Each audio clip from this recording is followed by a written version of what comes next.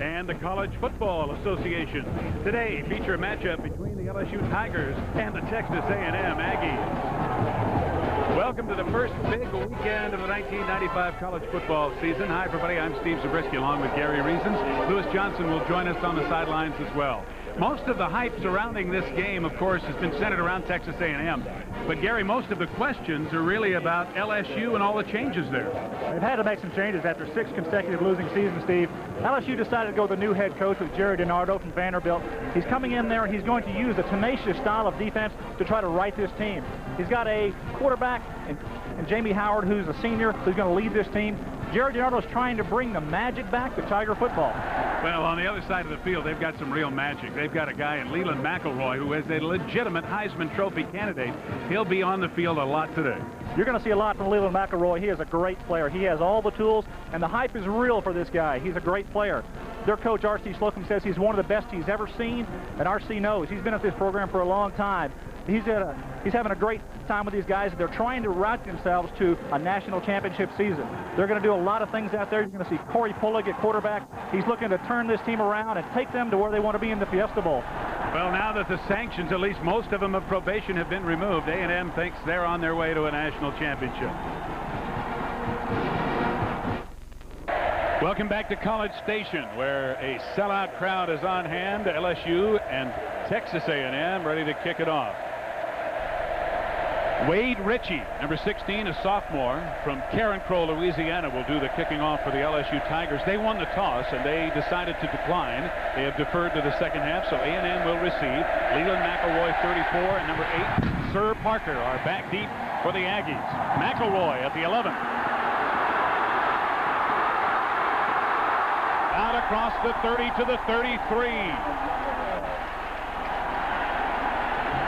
He is some kind of exciting as David Butler makes the tackle for LSU, a 23-yard return. And here's Corey Pullig. All he does is win football games. This guy has been criticized throughout his career on occasion. He's not the classic drop-back passer, but he gets the job done. Steve, he's a senior, and he's got a lot of poise and intelligence back there. R.C. Slocum likes this man at the helm. He's making a lot of good decisions in spring ball and here in the fall. He's ready to play for his senior year. On 1st and 10. Play action. Pullig throwing incomplete, intended for Detron Smith, the fullback. It'll be 2nd down and 10.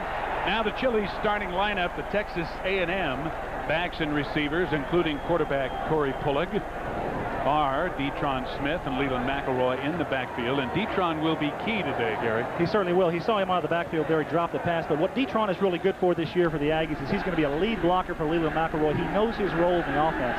We're expecting Detron to move people out of the way for Leland to run. 2nd down and 10. McElroy cutting it back. Across the 40, he'll be a yard or two short of the 1st down. But an excellent defensive play by Talvey Crawford, the strong safety out of Orlando, to stand him up. Here's the offensive line with Ruhlman and Goodwin, the 2 tackles highlighted, and with good reason. Yes, they're good players. They anchor that outside of that offensive line at right tackle and left tackle. These guys are going to be key. If Corey Pullig is going to have great success this year, they should do a good job of protection for him. 3rd down and a long 1 yard to go.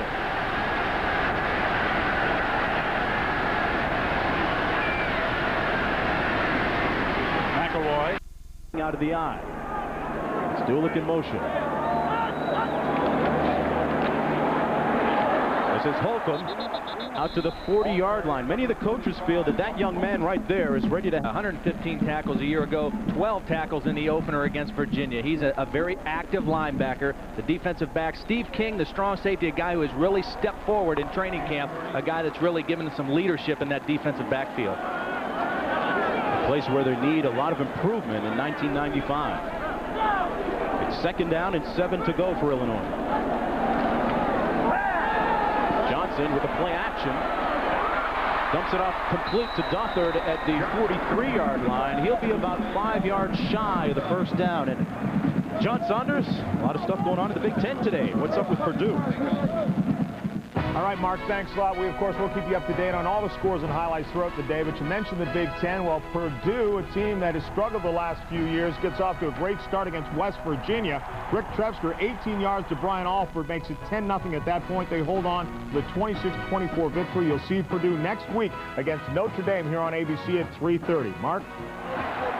All right, John, you can bet that Jim Coletto is ecstatic about that victory. Really just starting to get some good recruiting classes at Purdue. Pass complete near midfield at the 48-yard line to Shane Fisher. He was covered closely by Charles Woodson, but Fisher got down on the carpet and made a nice catch. And a nice job by Fisher knowing what he needed for the first down, extending that route just a little bit beyond the first down marker, because even though he had to come back to make the catch, he was still beyond the marker. Watch Fisher push this route. He pushes the freshman Woodson, and even though he has to come back to the football, when he hits the ground, he is still beyond the first down marker. That's smart heads-up play by the receiver, Fisher.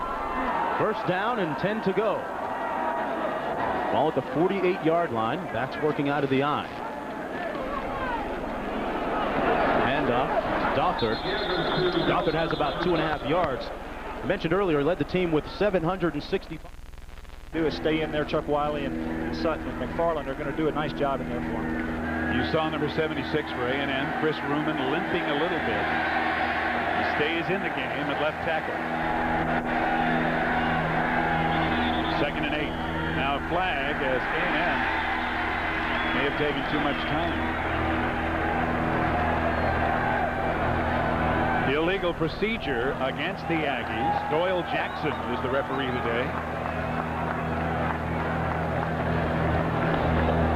Foul was dead ball, false start, offense, field second down. Only now it's 2nd and 14. I tell you, it's not pleasing to R.C. Slocum to have that kind of a thing happen to him and make it 2nd and long for his quarterback. Really impressed here with the LSU's defense. They are really going at these guys with a little bit of experience that they have in the secondary. It's surprising that they're having as many 8-man fronts guys trying to pressure inside and leaving those cornerbacks and safeties alone to cover these guys man-to-man.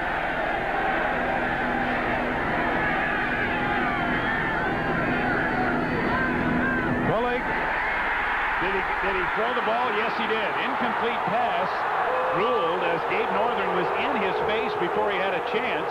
The LSU fans don't like it, but the referee Doyle Jackson right there immediately signaling an incompleted pass. Gabe Northern is a big-time player, 11 sacks a year ago.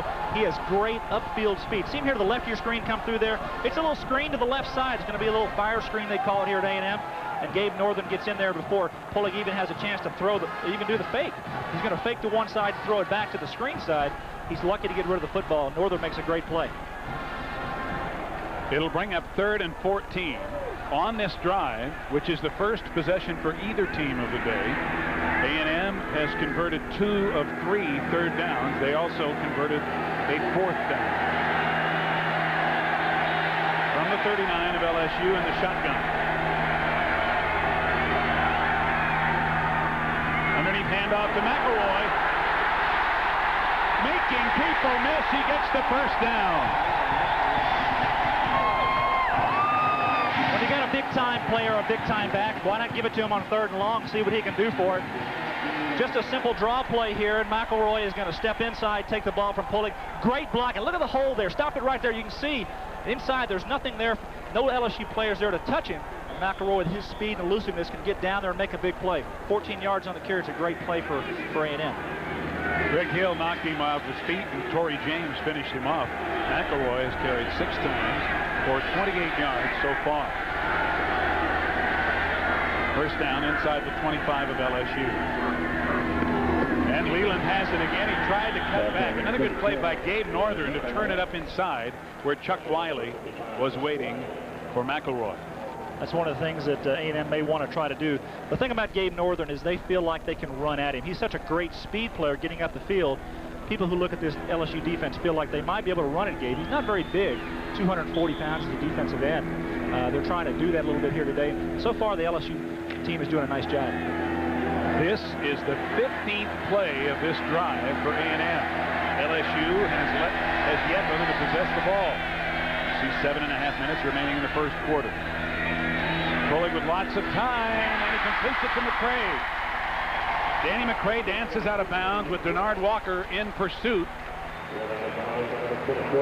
And they'll mark it at about the 18 of LSU. McCray, a junior from Killeen, Texas. They've had some problems at receiver, and McCray has stepped in. He's a junior and playing. Once again, they're moving the pocket again for Corey. He's going to get outside. Just throws it out there nicely to McCray, who's away from the receiver, the defensive back, and makes a play and get out of bounds. Take a look at McCray's in the slot here. We're going to have a pattern. He's going to run off the cornerback, get out underneath him. Linebacker's underneath. He just can't get there. It is 3rd and 3. Pullig dropping straight back on the fade. Incomplete. Now A&M, along with Chris Sanders, yelling for an interference call on Troy Twilley, but that ball was not a catchable ball. Yeah, but what they're talking about is just inside the end line there was a little bit of contact, and this A&M crowd is thinking there might have been interference there. The interpretation of interference is going to be like the interpretation of the new celebration rule. I believe you're right, Steve. Kyle Bryant on as the place kicker. It'll be a 35-yard field goal attempt. Blocked. Ball still loose. Now picked up by Gabe Northern, who's tackled near the 40.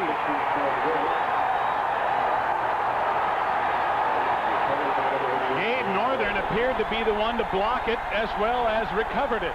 This is what LSU needs to come in here to Kyle Field and do to Texas A&M, is to make a big play in the kicking game or turnovers by defense.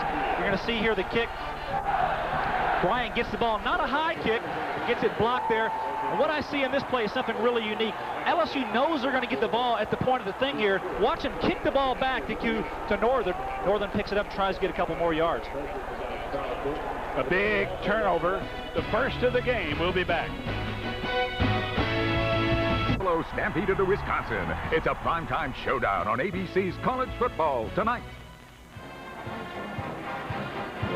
Jamie Howard, now a senior, starting at quarterback for LSU. He's had an up-and-down career, moments of brilliance, but DiNardo says this is his guy. Yeah, Jamie is a good player. In '94, he was 51% completions. He threw 13 touchdowns, but the real problem for Jamie last year was 17 interceptions. Really wrecked his confidence a little bit, but he's trying to get that rectified this year. Well, he's a pitcher in the Braves organization, but he decided this past summer to forego baseball and concentrate on football. 1st and 10 after the turnover at LSU's 39. Howard on the out route, incomplete, intended for Shedrick Wilson, who went through his hands as Dennis Allen had the coverage. Here's the Chili's starting lineup for LSU. Their backs and receivers. We're looking for Kevin Falk, a freshman, to play a lot at tailback today. Robert Toomer, who was a tailback last year, has been moved to fullback. Yeah, Falk is one of the best high school picks out of the country. Everyone was recruiting across the nation, and Kevin Falk is one of those guys that has all the intangibles, all the things that they need as a big-time tailback, and they're looking for big things from him this year. Eric Smith, Wilson, LaFleur, the big tight end at 6'7". They also have Eddie Kennison as one of the most exciting players around, number 2. 2nd down. Howard with time. This time he completes it to Wilson. And Wilson drops at the 45 of LSU. Larry Walker, 32, and 6. Typhoon McMullen, the strong safety, bringing down. And for LSU, the Hogs up front. And boy, they got some. A lot of guys close to 300 and one over. Got some good size up there in their left tackle and left guard, Turner and King. There are a couple seniors. They anchor this line. Alan Fanigal, they feel like he's really a good player and can come into his own. He's a redshirt freshman this year. He's one of the biggest there at 307. So they're expecting to have a lot of strength, a lot of balance right and left of the ball. It is 3rd and 5. LSU just inside their own 45. No score. First quarter. Howard completing it to Wilson for a first down in A&M territory. Hit immediately by Donovan Greer, number 27.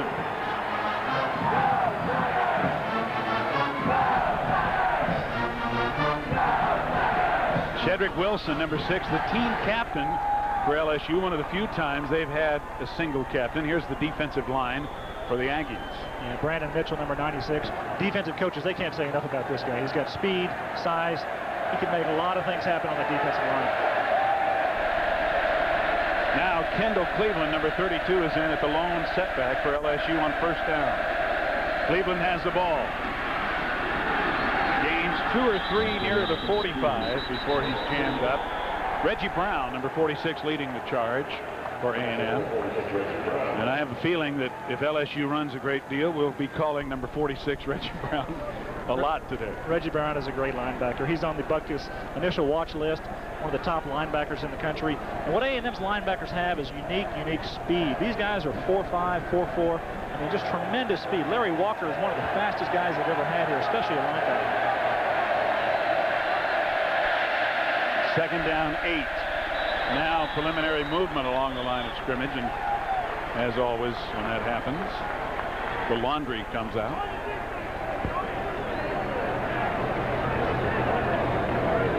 The umpire, Jerry Marlar, conferring with Doyle Jackson, the referee. Illegal procedure against LSU. They're saying A&M was drawn offside. So a 5-yard mark-off against the Tigers will move the ball back to the LSU 49. Dead ball, false start, offense. Still 2nd down. Some Jerry Donato certainly does not like. It can stifle a drive to have a penalty like that. They had 2nd and 9. Now it's 2nd and 14. A little difficult situation more difficult for the offense to go with. Well, they got a couple of good ones back there. You've seen Donovan Greer. You'll see a lot of Ray Mickens as well in the A&M secondary. 2nd down and long. Wilson again. Yes, he makes the catch at the 44 of A&M, even though Ray Mickens was all over him. Nice job by Shedrick there, just taking Mickens back, and Mickens got a little bit too much cushion on him there instead of driving up on the ball. Good pass outside that time for Howard. That'll make it 3rd and 7. Robert Toomer, number 36, in at fullback now, along with Kennison, number 2.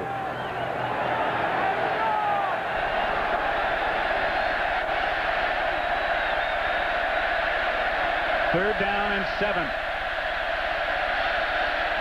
Under pressure, Howard gets away. Incomplete, intended for Eric Smith. It'll bring up 4th down. And let's get an update in the studio now with John Saunders. All right, Steve, thanks a lot. We'll be here, of course, all day long with the scores and highlights, beginning with a top 25 team struggling on day 1 here. Rick Trevsger of Purdue, 18 yards to Brian Alford, makes it 10-0 with the lead over West Virginia. Number 23 loses it, 26-24. Steve. Thank you, John. Boy, there you go. Right off the bat, we have somewhat of an upset as Purdue beats West Virginia. Chad Kessler, a sophomore out of Longwood, Florida, is in to punt for LSU. Ray Mickens, who's a darn good punt returner, is back at his 10. And a very high kick. Mickens is going to fake the fair catch and let it go into the end zone for the touchback. A punt of 44 yards. It'll be 1st and 10. LSU kicking it into the end zone. A&M will have it at the 20. Watching CFA College football on ABC Sports, brought to you by Prime Star. We bring satellite television down to earth. Dean Witter. There are many ways to measure success. Dean Witter measures success one investor at a time. Red Dog Beer. Bold yet smooth. Unusually easy to drink. You are your own dog. And Napa Auto Parts. We keep America running. Steve Zabriskie, Gary Reasons, and Lewis Johnson with you from Kyle Field in College Station, Texas. 4:20 to go in the first quarter. A&M will go back on offense for the 2nd time in this game. They had the ball for 17 plays and almost 8 minutes, Gary, on their opening possession. The blocked field goal by Gabe Northern of LSU means they came away with nothing. That's very disappointing for that A&M offense. They went down the field, moved the ball, controlled the field, and then to give that up, not have an opportunity to score, something that they certainly would not like to do very often this year. McElroy, Detron Smith in the backfield behind Corey Pulley. 1st and 10. LSU kick the ball through the end zone. The Aggies starting at their own 20.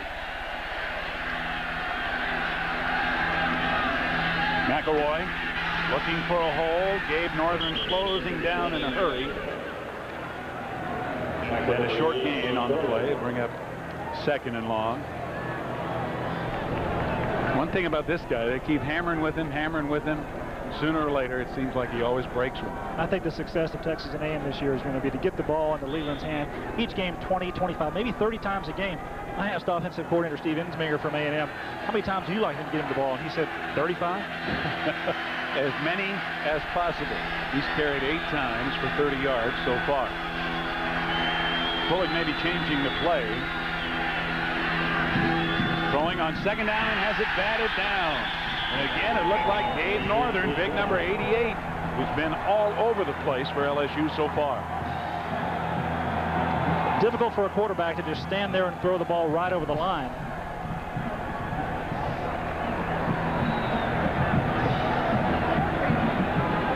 Gabe Northern continuing to make plays here for this LSU defense. He's having a fine day. The defense is doing a pretty good job, although 17 plays on that first drive is kind of long. They'd like to be 3 and out, get down there and rest a little bit. 17 plays takes a lot out of a drive. A lot out of these players on a long drive. Now it is 3rd and 7. A&M just outside their own 22 from the shotgun. Pulig has time, fires, incomplete. It was intended for Chris Sanders, a little too tall. Denard Walker, the free safety, on the coverage. Let's go down and check in with a fellow who is not new to ABC Sports, but we welcome into college football coverage, Lewis Johnson. Lewis. Hey, thanks, Steve. Listen, I bet out of 75,000 people, I'm the only guy here with a shirt, tie, and coat on. The temperature here is supposed to have been about 98 degrees in College Station, but check this out on the field. Right at about 110 degrees, and it's been actually up to 120, Steve. It is hot, Lewis, and I admire you for your natty attire. You can take the jacket now, sir, and depart with it. Eric Smith on the punt return, trying to get outside. He cannot. He is hammered. Toya Jones, number 5, finishing him off. A 40-yard punt and only a 3-yard return. LSU back on offense in a minute. LSU back on the attack, 1st and 10 at their own 36. No score in the game in the waning moments of the first quarter. And I think that's not necessarily a surprise, Gary, because the wrecking crew is on for A&M, and LSU's defense improved so dramatically last year. Everybody expects them to have a good stop unit this year as well.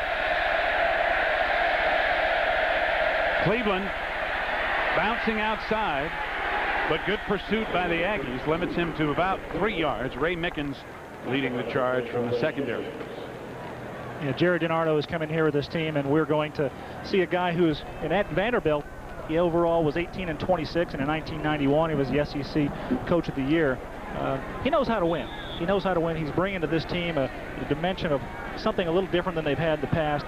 Real discipline. Camp was tough for these guys. I mean, I've heard from a lot of people that this was a lot different than they've had there in the past. Jerry DiNardo is trying to set an example, trying to turn this team around. Like I said in the open, bring the magic back to college football at Tiger Stadium. Well, being at Colorado and having been an All-American at Notre Dame, he knows how to win. Howard trying to set up the screen, but the tight end LaFleur had fallen down. He got back up, but is going to maybe lose yardage on the play. We earlier talked to Coach DiNardo about his goals. Well, I think what our goal should be is daily improvement, getting better as the season goes on. There's no reason that this team should not improve week in and week out. It's a new staff, it's a new approach, and my experience with that is it gets better as the year goes on.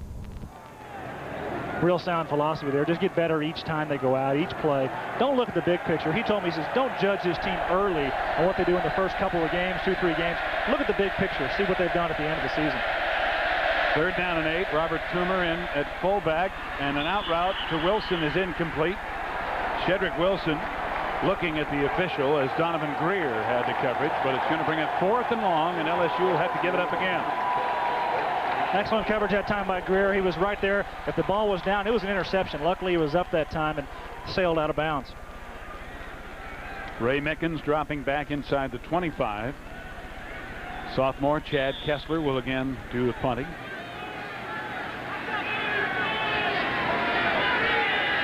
Mickens, like Eddie Kennison for LSU, has a good return ability. He's had about 10 yards per return last season. Kessler did a good job with a low snap, but it's a wobbly punt, and it'll be out of bounds short. A&M will have outstanding field position as they mark that ball right at midfield. That's only a 12-yard punt. The kicking game is very important on this last play for LSU. The punt, the snap was low. The punter picks up the ball and is trying to get rid of it. You see the pressure there. 12-yard punt creates great field position for the Aggies. They're starting the ball at midfield. Best field position they've had all day. Best start of a drive for either team. Remember, A&M had a 17-play, 7-minute, 48-second drive to open the ball game.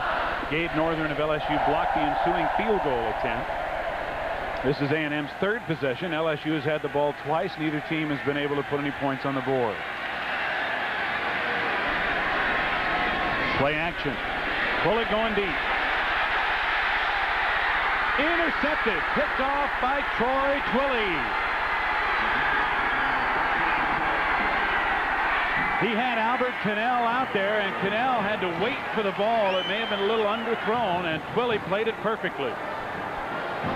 You can see the route here. He's outside. He's going to come back inside. He is about 5 yards away from any receiver. The ball is definitely underthrown. You can see how the defenders are able to make up the speed there. The difference because of the underthrown ball and the interception results. Corey Pullick needed to get that ball out a lot further, a lot quicker than he did. Good play that time for LSU. Twilley played receiver and turned Cannell into the DB. Now LSU has the ball, 1st and 10 at their own 7. I tell you, not great field position to start with here, but it's much better than giving A&M the ball at midfield. Maybe they can drive, get the ball out a little bit here, and get something going. The delay is because the chains got hung up in the coach's headset wires on the far side, and the coach's cables, you can see DiNardo's taking his headset off, are now having to be untangled from the chains. I hope Jerry didn't get any whiplash there when they tried to move those chains. Those guys took off and took his headset with them. I tell you. So they've got to move the yard markers now down to the 7, and they can't do that till this is like going fishing, getting that fishing reel untangled. Well, while they untangle that mess, we'll remind you that Monday night is the season premiere of ABC's NFL Monday Night Football, the Dallas Cowboys and the New York Giants. Plus, Jeff Fahey stars as the Marshal, and that's all on TV. Robert Toomer at fullback and Kendall Cleveland, 32, at tailback. 1st and 10, LSU from the 7. Play action. Howard going long himself, has Eric Smith out there, and they both go down short of the football, and there is no flag. Ray Mickens had the one-on-one coverage on Eric Smith. You can see the kind of arm that Howard has. He throws the ball about almost 60 yards flat-footed back from the pocket, overthrows the receiver. Had him open there. Maybe if he'd have got it down to him, could have been a big play for this LSU team. Get them out of the end zone. Well, that's always a good philosophy, too, after turnovers, to go ahead and try to strike back in a hurry. You see that Jamie Howard could very easily go over the 6,000-yard mark in passing this season. 4,600 coming in. Under pressure, he dumps it off incomplete.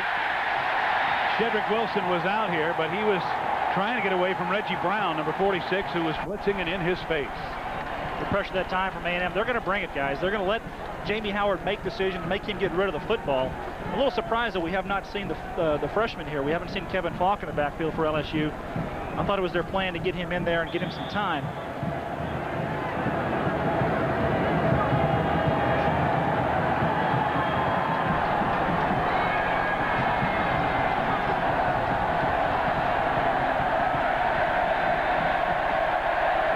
Kevin Falk is in the game now, number 3 at running back. 3rd and 10. May have been a busted play.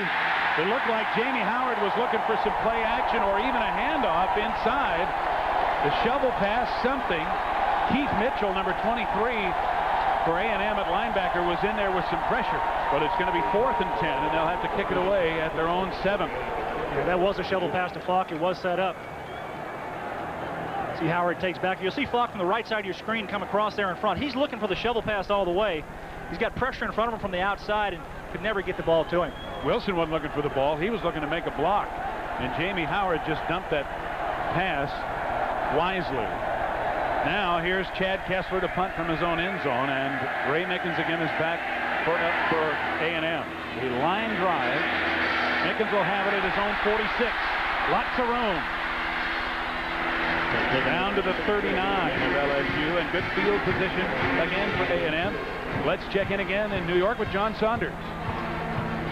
Steve, Florida State and Duke gets back into the game with a touchdown, but then Warwick Dunn busts his way through the line into open field, and then forget it. 33 yards for the touchdown. Florida State in front, 20-7. Also today, Georgia and South Carolina in the SEC. Georgia, big winner. Robert Edwards with a school record 5 TDs. Thank you, John. Well, the dogs were out for Ray Goff at Georgia, but he's opened up in big fashion to try to get the pressure off him as head coach there. And of course, Florida State, my goodness. The carnage may have begun early. Yeah, they're in that ACC out there, and I wonder why do they let those guys in there? Why did they let them in the ACC? They wanted to elevate the level of football. Okay. A&M 1st and 10 at the LSU 39. Bullock may be checking off. Detron Smith, Leland McElroy behind him. Pitch to McElroy. Good block from Detron Smith, and McElroy dragging a tackler down to the 32.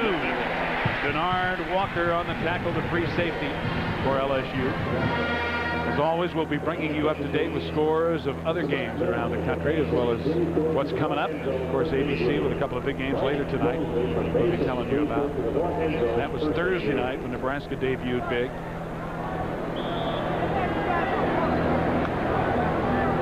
And the Houston fans are going to watch that Florida game. Florida's coming out. They're ready to play this year, I believe. 2nd down 3 from the LSU 32. McElroy on the delay. Breaks the tackle. 1st down inside the 25. Talby Crawford, the strong safety, stopping him in the secondary. Well, when you talk about tailbacks, elusiveness, vision, speed, change of direction, Leland McElroy has it all, and on that play, it's no different. He's able to come back there, get the ball. He sees the whole field. That's what's really good about this young man. A little misdirection there, but look, he's looking all the way to his right side. He sees the hole open up, just takes it. He's very elusive. Not easy to tackle. He broke 2 tackles on that play. That's what makes him a very special running back. In the final minute of the 1st quarter, and McElroy has carried 10 times for 48 yards. 1st and 10 from the 23 of LSU. McElroy cutting it back. Maybe a yard. LSU with a good job that time of turning it in. Who else but Gabe Northern? And number 37, Aaron Adams, with a big play as well. Yeah, Northern, good player for LSU. But back to McElroy, he is one of the guys that's touted for the Heisman Trophy, and for good reason. And I think he knows what it takes to win, how to get that accomplished. His goal, though, first and foremost, is to win a national championship with this Texas A&M team. He's not an individual player.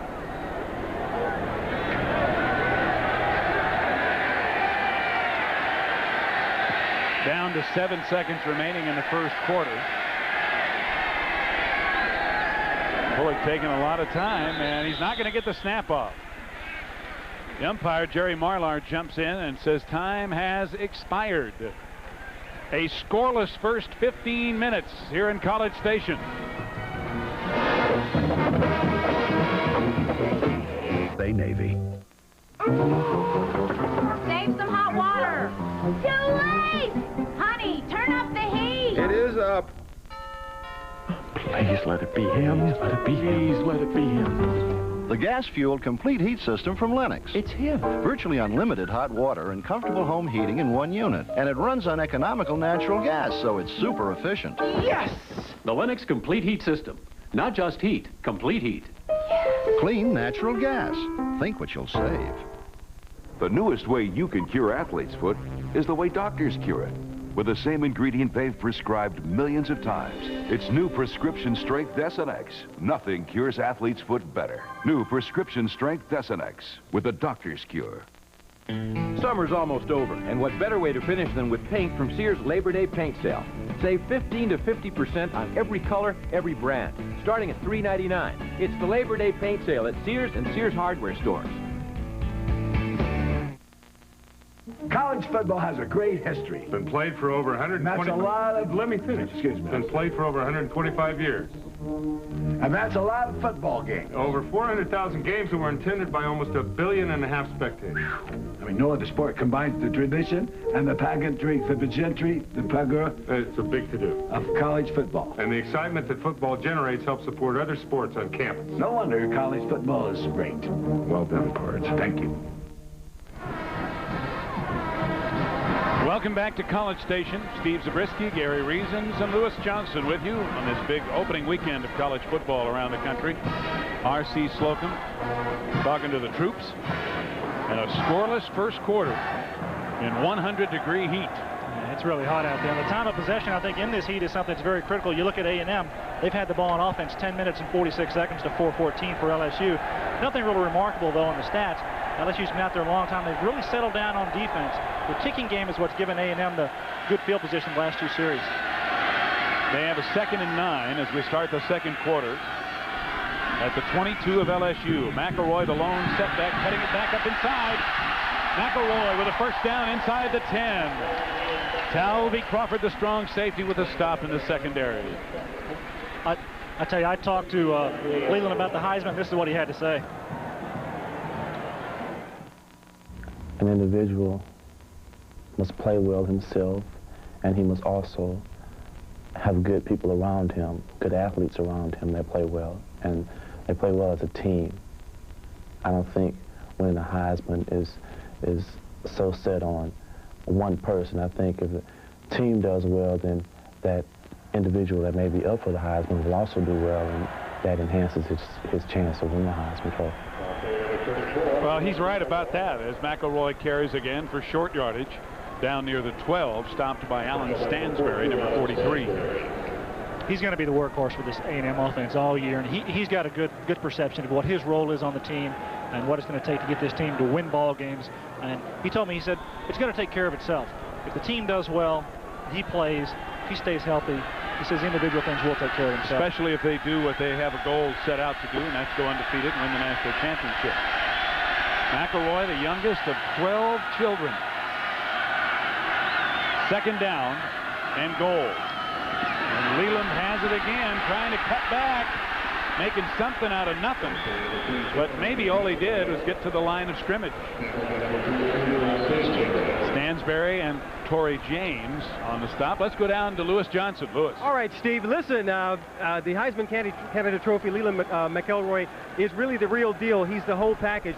They've got a tape that the SID's office has put together, 6 minutes of all of his highlights, and let me tell you, it's really exciting. Also, this postcard, after every game, all of his stats go on the postcard and mailed to 1,500 different media personnel around the country. Steve? Thank you, Lewis. The campaign has begun. I like that quote. The fastest college player since Forrest Gump. Forrest better watch out. I'll tell you, he could run, couldn't he? Pulling from the shotgun on 3rd down. Incomplete. It was intended for Chris Sanders.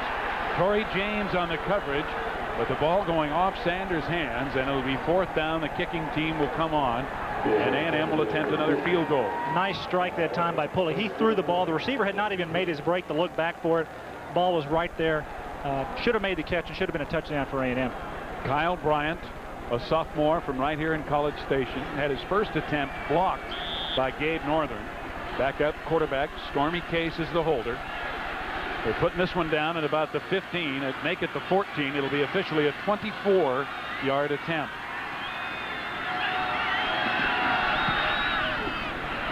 It looks good, and it is good. 13:03 to go in the second quarter, and A&M leads 3-0. For a showdown with the Giants, it's the season premiere of ABC's Monday Night Football. Corey Pullig takes a break, and there have not been many for the A&M offense so far. They've been on the field a lot in this heat. Now LSU's going to get the ball back. They've got Eddie Kennison, number 2, and Eric Smith, number 5, back deep.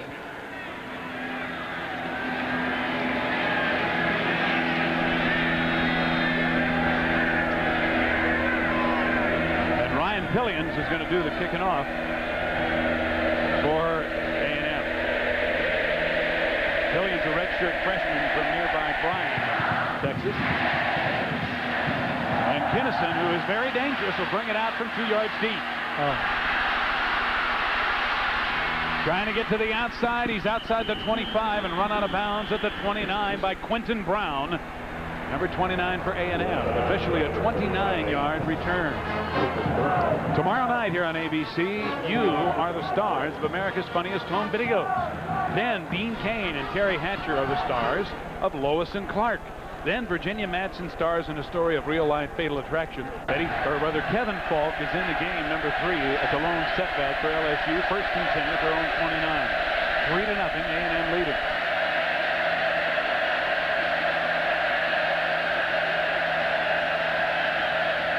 Kevin Falk cutting inside, picking up about 3 or maybe 4.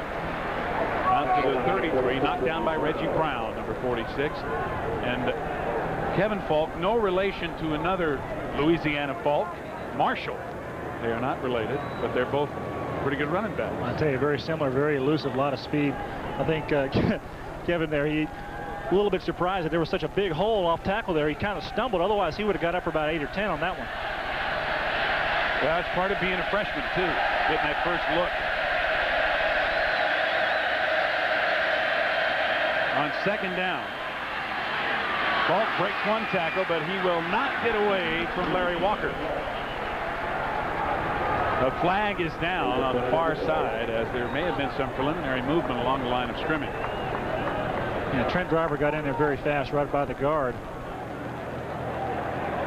No, I think we're going to have a face mask on the play. Yep.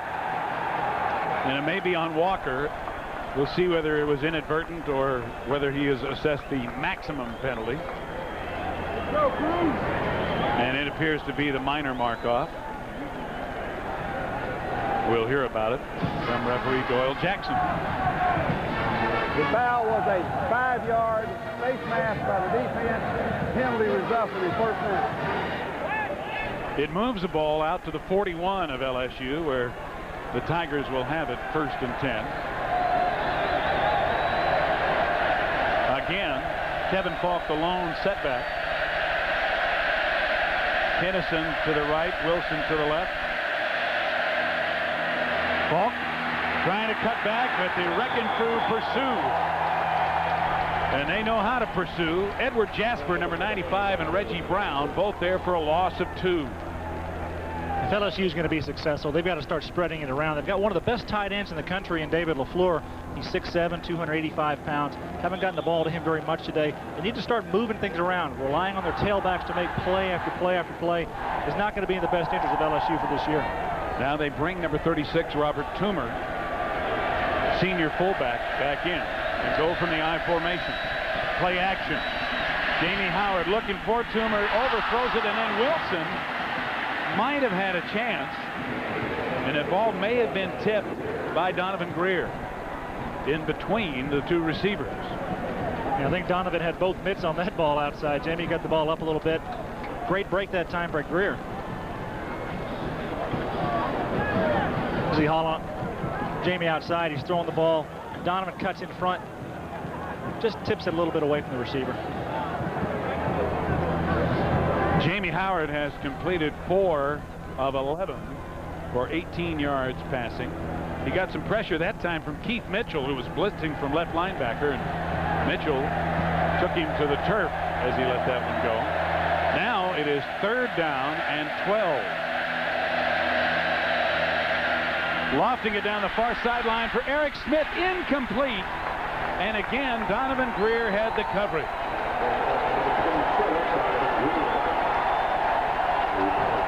Nice job that time by Donovan Greer on the outside. They've been going at him 2 or 3 times today, and he's come up big all the time. Jamie Howard has his receiver outside. It's just a one-on-one route. He's going to take him up, trying to throw the ball over the top, over the defender. Ball falls a little short. Donovan has great timing. That's what the coaches told me about him and Mickens. They both have great timing. They know when the ball's coming. They know when to turn to make the play. It's just a great sense of where the ball is. Chad Kessler on to punt again, and Ray Mickens has dropped back for A&M. Aggies leading 3-0. About 11 minutes to go in the second quarter. Good punt. Over the head of Mickens, but it's going to roll into the end zone. Maybe too good a punt for LSU. A 61-yard boomer off the foot of Chad Kessler. 3-0 A&M. Back in a minute. Here's our ABC Sports College Football flashback. It was R.C. Slocum's first game, and yes, it was A&M against LSU. And on the first kickoff return, Larry Horton went 92 yards for a touchdown as A&M beat the Tigers 28-16. LSU at the time was ranked 7th in the country. So RC and LSU well acquainted. They certainly are, and they've got a good history. This is going to be the last of a 10-game series that they're playing. It's been one of the better rivalries here in the South. What a job he has done. And what a job he did motivating those guys last year. They still have some sanctions, but at least they're back in the hunt for a bowl game and a national championship.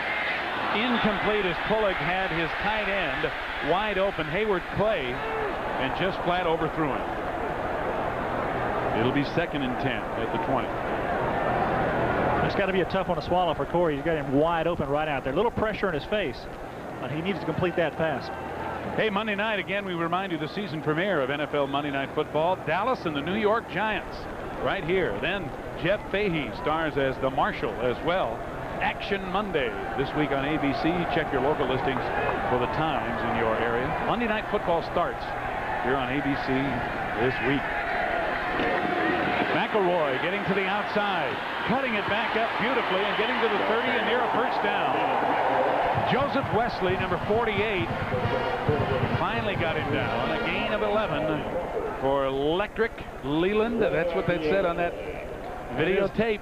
Electric Leland's what they're hyping him up to be. That's what the Alan Canada, the SID here at A&M, is talking about with this guy. He can do it all. See the slant counter play, a guard and tackle from the backside, pull around. This play is designed to go inside, but Leland sees daylight outside. He takes it out there, eludes tacklers.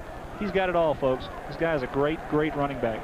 And he made a good open field tackler, Troy Twilley, miss him completely to pick up the first down. From the 31, play action. Pullock rolling. Pullock keeping. And he picks up 4 or 5 out across the 35. Torrey James wrapping him up there. Mike Sutton made the first hit on him, number 90.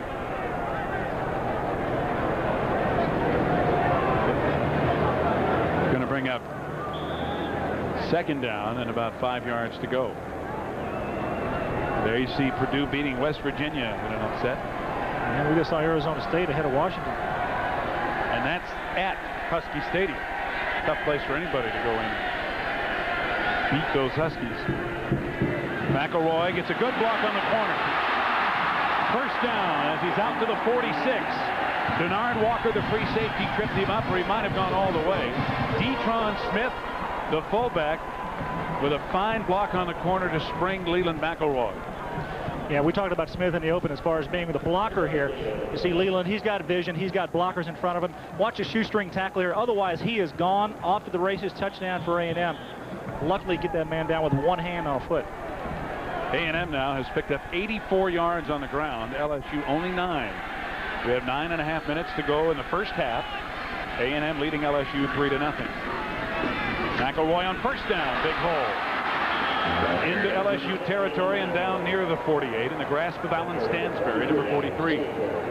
Leland says he needs to come out. He needs a break. He's been getting the ball every time. Now watch the offensive line here coming off for the ball here from the end zone. You see Kobe Hack right at center. He's going to do a nice job there. He's coming up, gets the movement there on the big tackling side. Leland gets in there for the 8 or 10 yards that he gets. Nice job up front by the offensive line. What did we say? 35 times in the game? This is his 17th carry. We have 9 minutes left in the first half. He's gained 89 yards. Number 20, DeAndre Hardiman, is in his replacement at tailback for A&M. 2nd down, play action. Pullock completing it to Cannell, but was he in bounds? No. Albert Cannell made the catch, but he did not get a foot in bounds. He was covered by Troy Twilley and Denard Walker.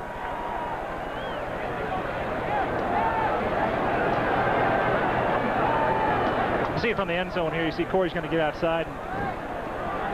You got Albert Cannell, who's a junior college transfer, got here late in the camp. Just gets a little bit out of bounds. Otherwise, he needed to come back to the ball a little bit more, and Corey would have had a reception there. You see Cannell on the outside. He stops short just outside of the line to catch the ball.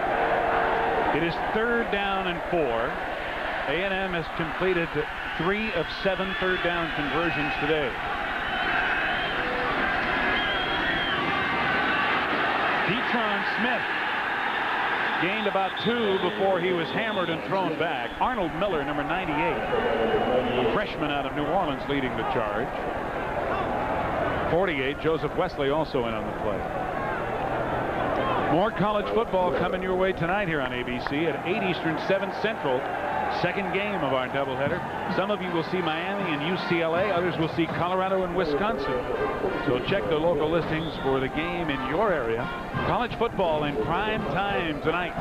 8 Eastern, 7 Central, 6 Mountain right here on ABC. Sean Terry for his first punt for A&M. Eric Smith back deep. Takes it at the 5, and he's going to be dropped right there. Andre Williams with a big play, a 43-yard punt.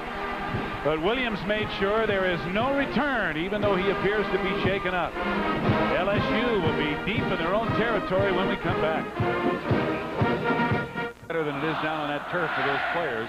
Game time temperature near 100 degrees, and Lewis Johnson showed you earlier how it was actually about 110 down on the turf. The fact that there's a little haze has helped keep the temperature down.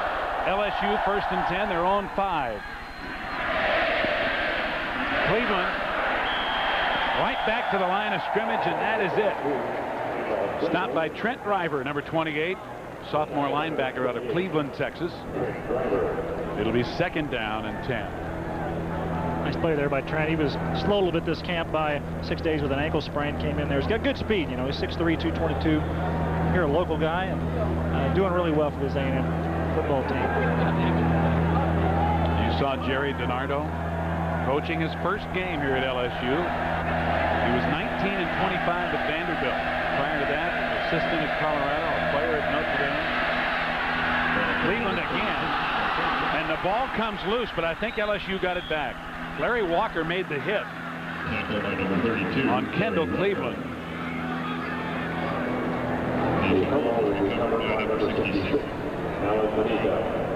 Alan Faneca made the fumble recovery. We'll look at it again. You see Cleveland here. He comes in there. The ball is stripped out by defensive lineman. Faneca on the outside alertly gets the ball underneath him. The gain on the play was out to near the 10-yard line. They give him 5, so it'll be third down and 5. It was Edward Jasper that pulled that ball out and caused that fumble. Possibly a good play, almost a good play there for A&M. Really going to be closer to 6 yards to go for a first down. Pressure in the end zone and a safety. Keith Mitchell.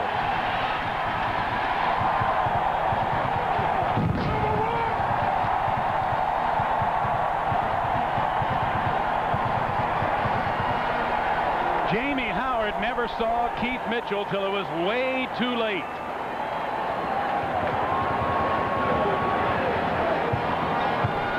Watch Howard here. He's rolling away. It's just a backside corner blitz. Howard's in the end zone, never sees him when he turns. Great play there, 2 points for Aggies. And it's an unusual 5-0 score with 6:21 to go in the first half of play. We'll be back.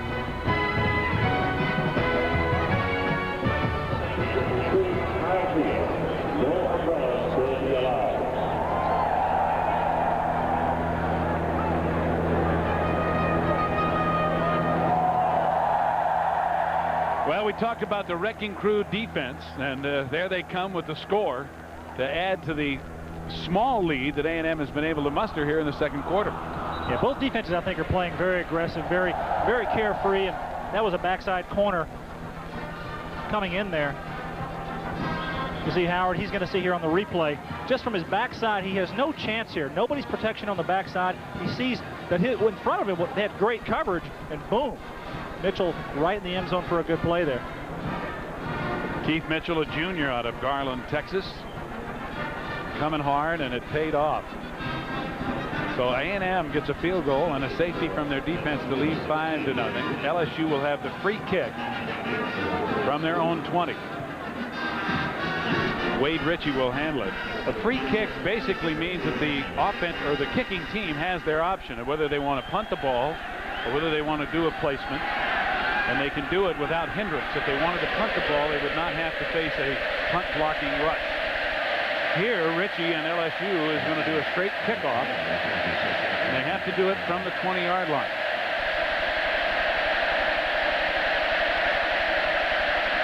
Albert Cannell back there along with Leland McElroy. And this is a boomer from the 20.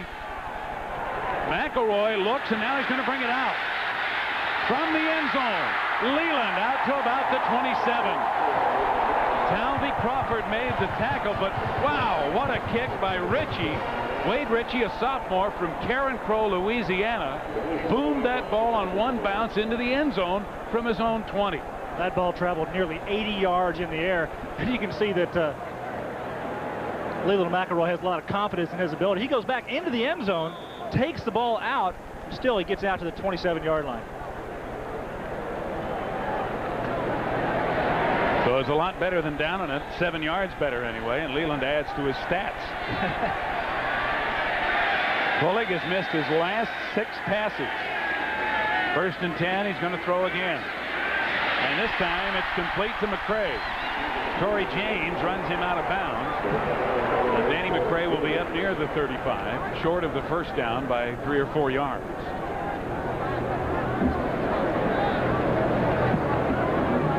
Let's check in with Lewis Johnson down on the field. Lewis.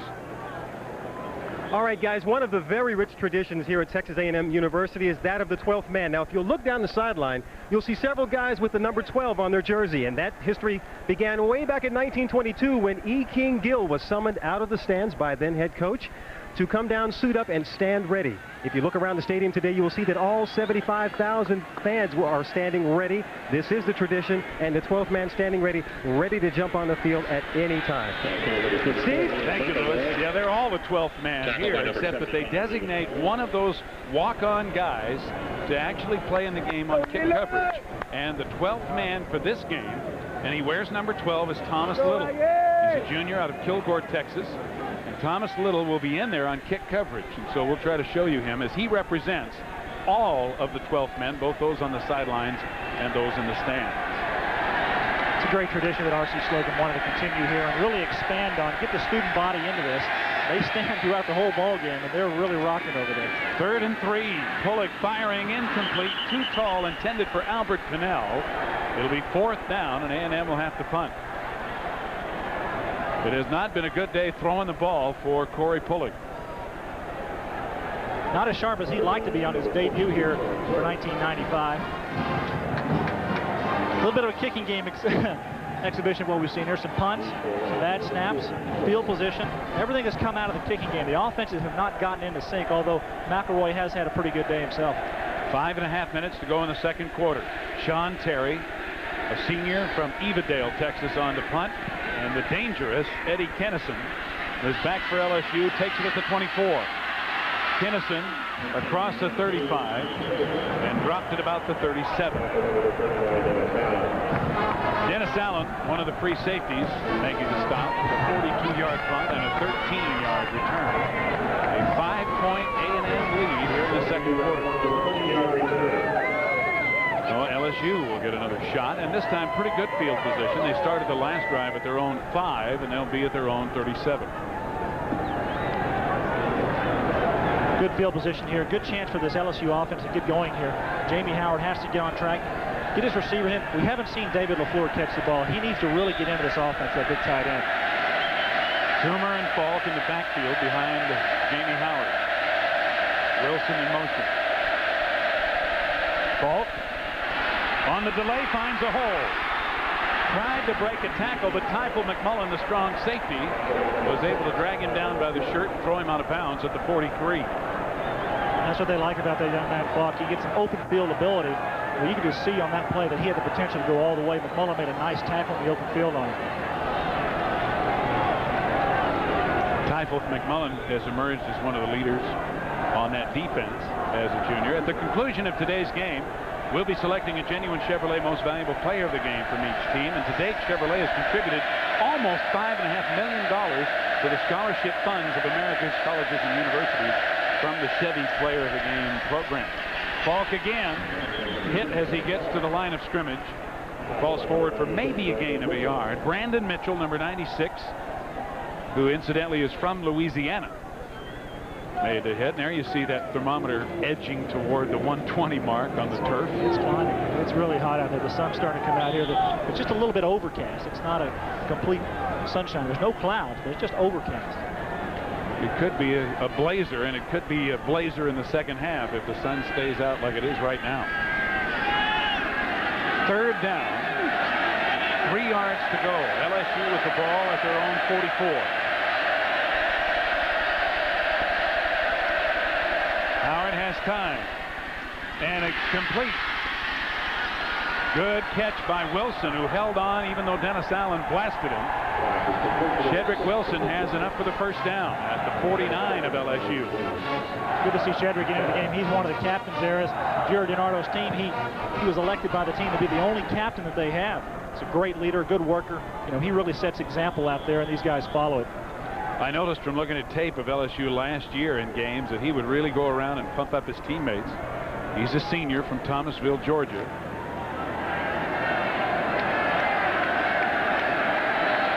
Three and a half minutes remaining in the first half. 1st and 10 LSU. Falk behind Toomer. Falk blasting through, and he's near another first down with a gain of about 9 into A&M territory and down at around the 42. Donovan Greer, number 27 on the stop. Well, when you can give Marshall Falk, I call him Marshall, it's Kevin. They're so similar here. Kevin Falk a little room. The offensive line getting push and stretch. Give Falk an idea of where he can go in there. He can pick any hole he wants on that play. Big David LaFleur, the big tight end outside, is getting a good block there. Good job there by the LSU offense. 2nd down and 1. And A&M on the blitz, jumping off sides.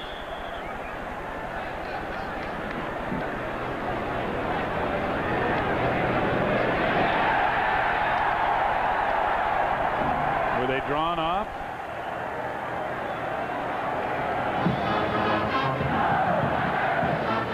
Apparently not. So the 5-yard mark-off will move it down to the A&M 37. Dead ball, offside, defense. That'll give LSU a first down on the penalty, as it was 2nd and 1. Prior to that 9-yard run by Kevin Falk, LSU had managed only 11 yards rushing. So he nearly doubled the current total with that one 9-yarder. And LSU now with 2 minutes, 35 seconds remaining in the second quarter. And another first down.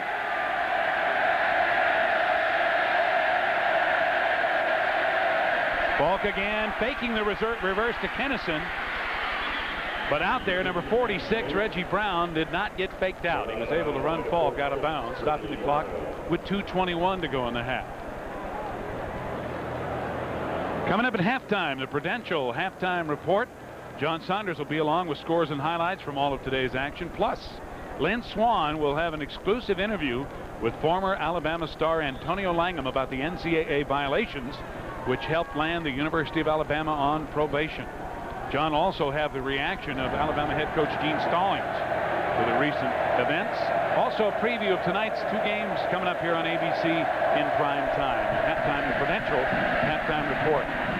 Howard throwing it low and behind Shedrick Wilson. Ray Meckins on the coverage. And the incompletion stops the clock with 2:16 remaining in the half. It'll be 2nd and 10. Good inside pressure that time from inside linebacker Trent Driver. Came in there and got a little pressure on Jamie Howard. Made him throw the ball a little bit off timing, and I think that's what threw the ball off. Actually, it'll be 3rd and 10. You can see here, Jamie just got a straight drop back pass. And inside linebacker Trent Driver goes right over the center. Carmouche gets in there right on Jamie's knee. And he forced him to throw the ball low. Howard now has completed only 1 of his last 9 for 5 yards. Dropping back again, complete to Kennison, who holds on. Fine play by Eddie Kennison as Reggie Brown blasted him. And that is the 21st consecutive game that Eddie Kennison has caught a pass. Got decision time here for LSU. It's 4th down and 2 yards to go. Do we bring the field goal kicker on? Kennison takes a good pop right in there. Held on to the ball. Reggie Brown preventing him from getting the first down with that lick. Kennison holding on, however, to make it 4th and 2.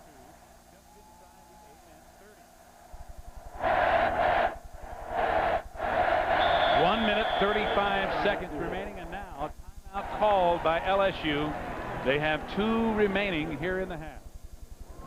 It is 5-0 A&M. We'll be back.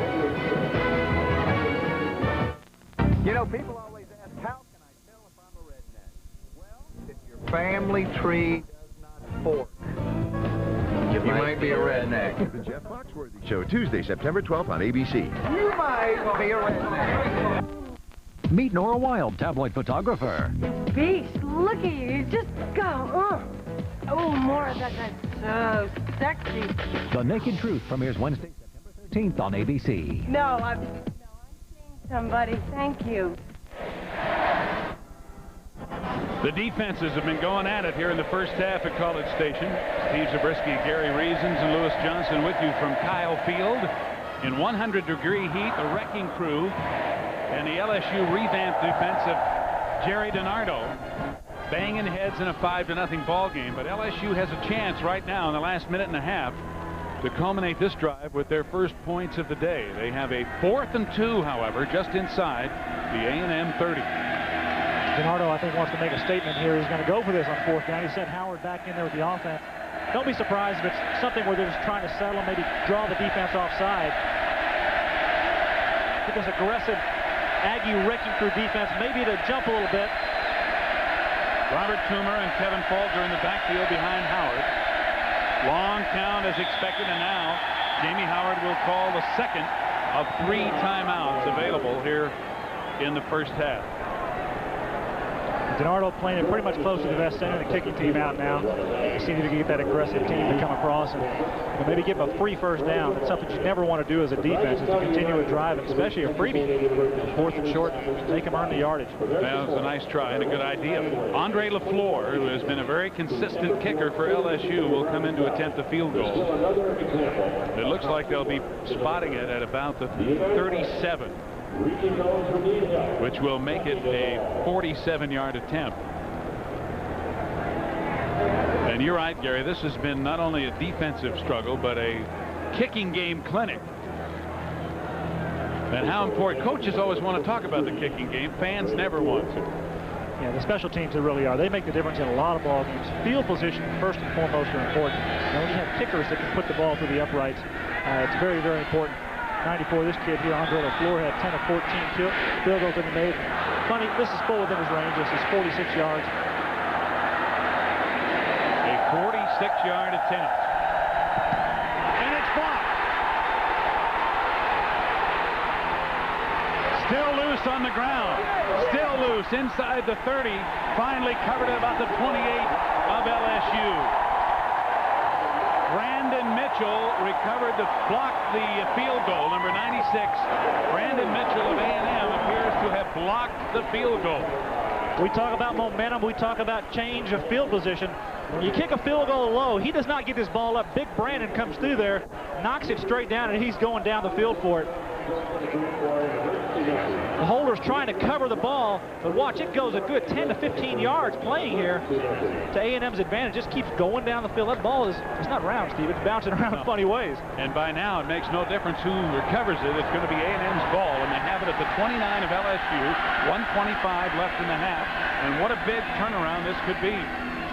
McElroy has a blocker. What a pancake shot. It allows McElroy to get down near the 20. David Carmona, number 75, finally made the tackle. It looked like Hunter Goodwin, number 67, the offensive tackle for A&M, just pancaked somebody on the corner. So you're going to watch a play come right at you. Watch the backside guard, Reggie Brown. He's going to pull around there, get out in front of Leland. I'm not for sure who made the big block. Oh, that was Detron. Detron Smith, the big fullback, just pancaked his defender. Detron Smith, the ball carrier, fighting for a yard or so. He may have enough for the first down, as he needed to get to the 19, and it appears that he may have the 18 in the grasp of middle linebacker Robert Desotel. Desotel, a guy on the LSU defense that A&M has not run at too much today. Desotel's really a unique story. A year ago, he was in almost a near-fatal car wreck, and then the defense coordinator, who's now at A&M, Phil Bennett, caught up with him at the hospital. He really thought that he wasn't going to make it through. He's really a hard luck story that he's gotten back. And Desautel is back in there playing defense. We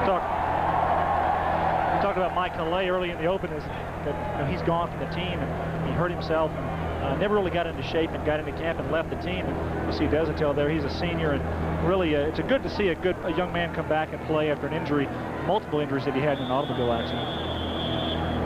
And the first down was made by Detron Smith, but now A&M has asked for a timeout with 45 seconds left to go in the half, as they have it 1st and 10 at about the 18. That's the first timeout of 3 available that A&M has used here in the first half. Well, it's amazing how that blocked field goal turned things around. A good drive by LSU. They were in the position to score their first points and eat up the final minute or so. Now, because the block was carried all the way back up the field, A&M now has a position to add to their 5-0 lead in the final minute. 2 blocked field goals in the ball game, 1 for each team, and it's momentum change, it's field position. A&M has an opportunity here to put some points on the board going into the second half. Next Saturday, college football will continue here on ABC, and we'll have another doubleheader for you. Regional action beginning at noon Eastern. The Red Raiders of Texas Tech take on Penn State, and top-ranked Florida State will meet Clemson, or number 2 Nebraska will be taking on Michigan State. Then at 3:30 Eastern, it's the Fighting Irish of Notre Dame and Lou Holtz taking on Purdue in a big national showdown. Check your local listings for the game and times in your area. A&M on first down. Pullock swinging it out to McElroy. McElroy cutting it down to about the 15 for a gain of 3 before Robert Desautel, number 46, makes the stop. There's a flag on the play. We do have a penalty flag now, however, and it's against A&M. Preliminary indications holding, and that's going to take these guys back. A little more difficult of a field position if they're considering kicking a field goal here. The penalty stopped the clock with 36 seconds remaining in the half. And that'll move the ball back to the 25. The foul is holding by the offense. Still first down.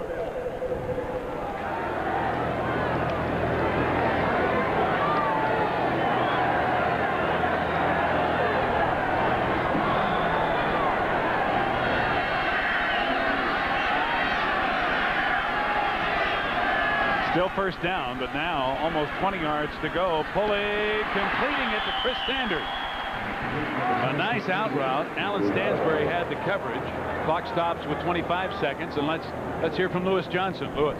Yeah, Steve, I'm sure throughout the game we'll be talking about new rules. Last year, the NCAA introduced a rule regarding blood on uniforms. Well, let me tell you, a couple of minutes ago, I saw Corey Pullig having blood cleaned off of his uniform. A&M actually has 2 trainers dedicated only to cleaning blood off of the athletes' uniforms. Steve? Thank you, Lewis. I'll tell you what, play football, it's going to get on there. It happens. It's there. Pullig with time, firing it again and completing it to Albert Cannell. Touchdown!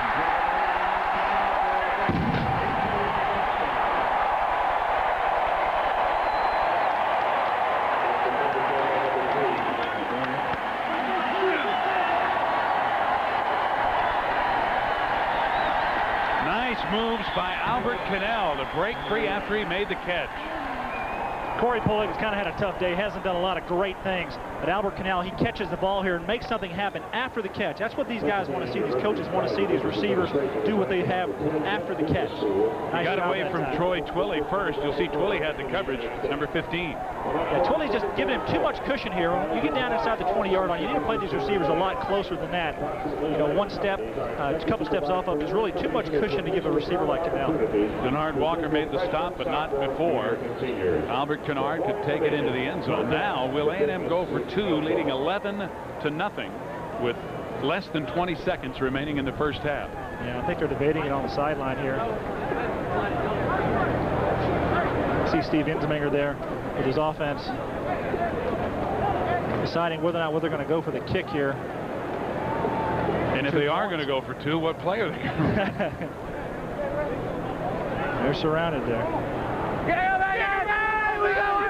I'll tell you what, These guys are something else. It's hard to find any more spirit than you find here at Texas A&M. I had a unique experience last night.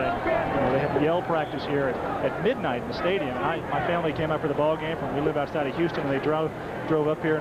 My little girls and all, we came to watch these guys. The whole lower deck, almost 40,000 people were here at 12 o'clock midnight for yell practice. Those guys we just shot there, they're the leaders of it. I mean, they get this crowd in it. And, this A&M, this Aggie fans, they have tradition here. They know how to yell. And under R.C. Slocum, they also know how to win. That's for sure. Leading 11-0, they finally decide to just kick the extra point. Kyle Bryant will attempt it.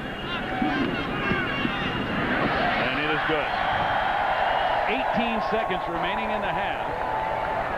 A&M with a 12-0 lead, and this touchdown, the first of the game, coming after a blocked field goal attempt by LSU way down at the other end of the field. Yeah, nice job of converting, a big play into points. When you have the ball in good field position and you have a big turnover or something happens in the kicking game, when you get something out of it as far as points and a touchdown in this case, boy, it's a real big lift. And I know going into halftime here, it's going to be a real settling and calming effect for this Texas A&M team, who probably thought they're going to do a little bit better than they are offensively. They're not putting points on the board. Give the LSU defense credit; they have been stubborn. Well, in spite of the fact that this stadium is a triple-decker and holds a lot of folks, they're talking about expanding it even further. You see the Corps of Cadets band amassing for their halftime performance. They're talking about adding even more seats at the closed end, and I'll tell you what, the sky's the limit. They could probably get 90,000 to come every week if they had 90,000 seats. When they have the big games, they bring the extra seats in. They bring in the temporary bleachers at the end zone. You see the Cadets behind the kickoff team. This is really an awesome college football scene. Ryan Pillian's kicking off. Eddie Kinnison and Eric Smith deep. Kinnison finding a hole and getting out to the 30. So LSU will have but 13 seconds remaining on the clock. Jason Andrus made the tackle on the kickoff, and again out there as well as that 12th man, Thomas Little. There he is right there. He's only 5'8", weighs 195 pounds. Part of that 12th man walk-on squad as he walks off. And what a thrill to be out there representing those guys and getting to play in the game. So we'll see which way DiNardo elects to go with just 13 seconds remaining. 70 yards away from the end zone. And they give it to Falk, who has a nice opening on the outside. Up to about the 38 before he is knocked down. 24 Ray Mickens and 28 Trent Driver bring him down. A gain of 9 to the 39. And LSU stopping the clock with 4 seconds left. You see Falk on the outside. Getting outside, he's going to be able to do this a lot this year. They'll expect a lot of big things from this young man from Karen Crow, Louisiana. He was one of the best recruits, the top recruits in the nation. Gained over 4,000 yards in his career as a high school quarterback. He's converted now to tailback, and you can see that what he's done today, 8 carries, 3.6 yards a carry. It's a pretty good job for a young freshman. Especially against this A&M defense, which may turn out to be one of the best in the country. Well, barring a penalty, this probably will be the final play of the half with just 4 ticks remaining. A&M with a 12-0 lead, and the defense and the kicking game looming big in the first half on both sides of the field. Defense, kicking game, those are things that coaches talk about as far as winning national championships. I know R.C. Slocum, he's got more of a defensive coaching background, but he wants his defense to be there time in, time out. When the offense struggles, hey, if they can't score points, you can't lose.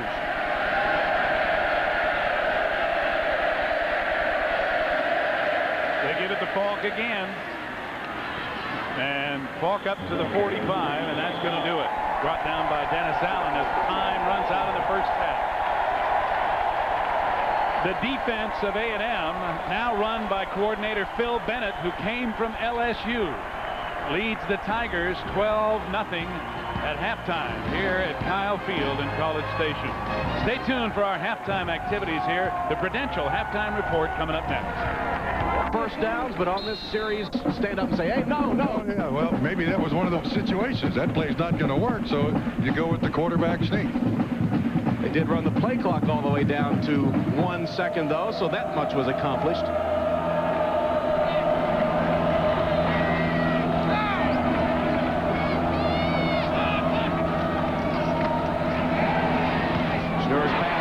hands of Hartle that time. Threw it hard, and Hartle couldn't hold on. Burt Berry was defending him. Yeah, they figured out who this young man is. Burt Berry was right in his face, just absolutely. Right here with LSU, and then LSU getting the ball here in the third quarter. They need to come out and establish something here. Absolutely.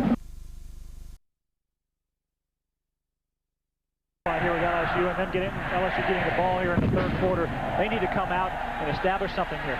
Eddie Kennison from the 4 out to about the 20.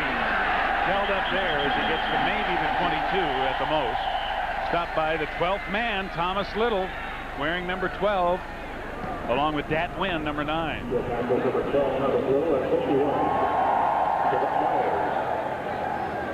And Thomas Little's name being mentioned over the PA gets a cheer from the other members of the 12th man squad.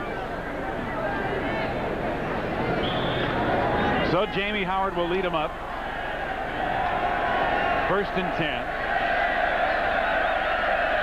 Kevin Falk the lone setback as they start from just about their 22. Falk tries to cut it back. Maybe a yard at the most.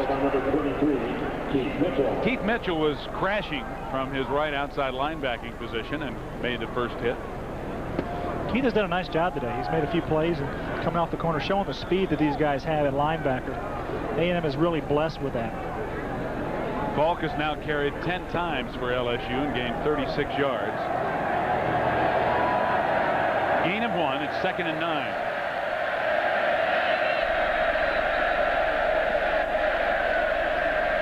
Time. Throws the out route complete to Shedrick Wilson. He's going to be about a yard short of the first down at about the 30.5-yard line. Larry Walker had the coverage for A&M. And Jared Gennardo's watching here. He's seeing Jamie Howard get the ball out to Shedrick. They're starting to click here, trying to move the ball a little bit at a time. Don't try to make big plays all at once, but try to move the ball effectively. First down, get 3 or 4 yards. Yard and a half to go. LSU 2 of 8 on 3rd down conversion. Falk will not get it.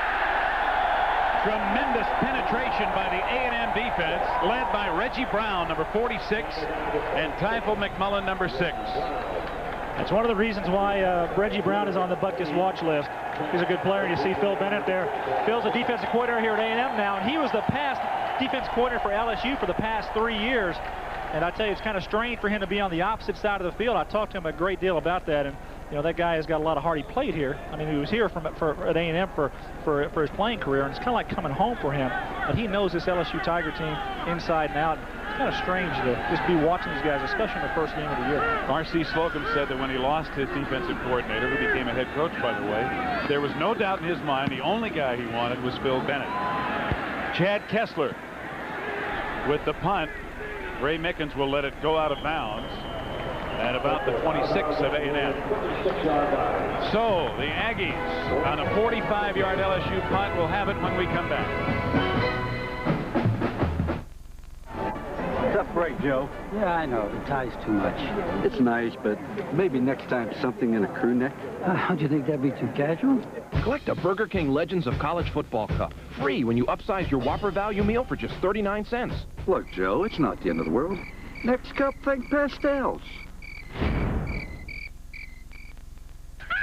Reminds me of the first time we tried Duracell batteries. We were living in Tulsa with your great aunt Emma. We shared a one-room apartment. Herb, did you slip her one of those other kinds of batteries? Me? You can't top the copper top. There are sure to be a few records set during the 1996 Olympic Games. And as the official airline, Delta has already set one. Of all U.S. airlines, only Delta flies smoke-free on every flight to every city worldwide. It's not something we did to win a gold medal. We did it so you could breathe a little easier. Delta Airlines.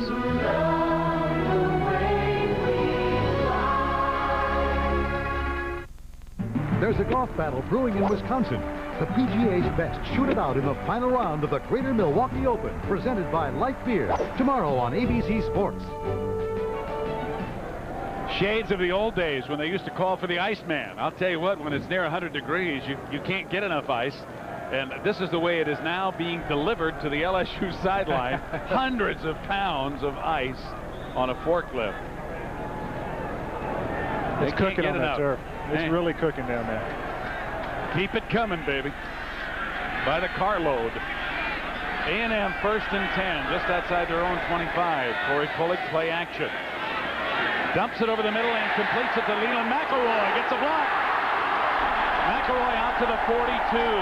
Albert, distinguished guest, this is Lee McElroy Sr. And sir, your son has really turned the heat up on the LSU Tigers and just doing great things. How proud of you are him? Very proud. I'm very proud of all of them. They were all great football players. Every one of them made All-American. There's 3 of them. Now, guys, he's saying all because he has 12. Let me ask you, what fatherly advice have you given Leland about handling all the pressure, Heisman Trophy, national championships? What have you told him? Accept it humbly. Words from a wise man, guys. Back to you upstairs. Thank you, sir. Thank you, Lewis, and thank you, Mr. McElroy. Pass intended for Chris Sanders, who wanted an interference call, and he did not get it. Talby Crawford, the strong safety, with the play.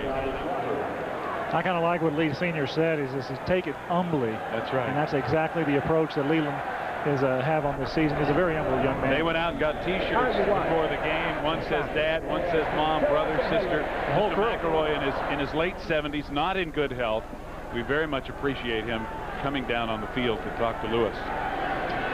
And the youngest of his 12 children is averaging over 5 yards a pop, near 100 yards here early in the 3rd quarter. He's got the ball again. He's over the 100-yard mark, close to a 1st down before he's driven back by Denard Walker. And one of the reasons Leland is having a big day is his fullback. We talked about him early. Detron Smith, I tell you, we ought to call him Train Smith. He just tanks these guys. We see it here coming up. Detron, he's a big fullback. He's a guy that's going to really make a good season here. Backside, he was lined up as a U-back on the backside. To see 44 come in and just flatten Desatel. My goodness, that was a big hit, and Leland goes over 100 yards for the day. Detron says that he would rather make a pancake block than score a touchdown. He takes a great deal of pride in his blocking. Look at it coming at you right now. Here's Detron. Oh, he's going right out of the picture. But he flattens the linebacker, and Leland, hey, he's going to have to thank him after the game for those kind of blocks. McElroy now with 106 yards rushing on 20 carries. And the measurement for the 1st down is just short. They are inches short of the 1st. You measure it by the half, Steve. 20 carries for Leland and 1 or 2 kick returns. And he's got the ball in his hands 22 times now. And he's well on his way to that 30 carries per game. He had 17 in the 1st half.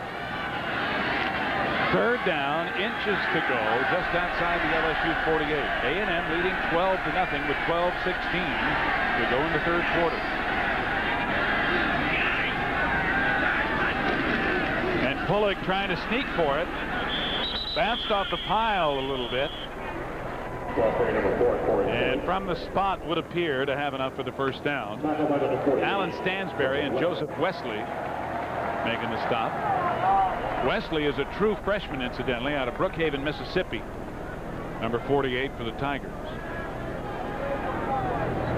There he is. He's been in there a lot.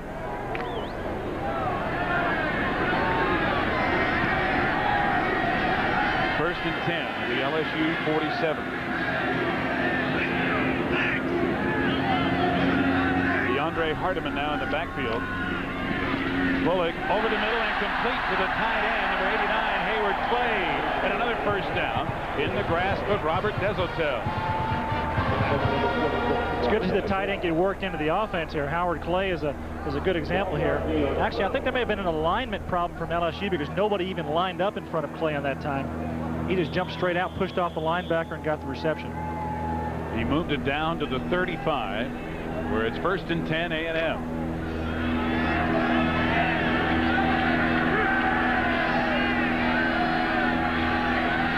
Oliver into the game at a wideout on the left side. McElroy. for 3 or 4 yards inside the 32. Stopped by 55 Chuck Wiley.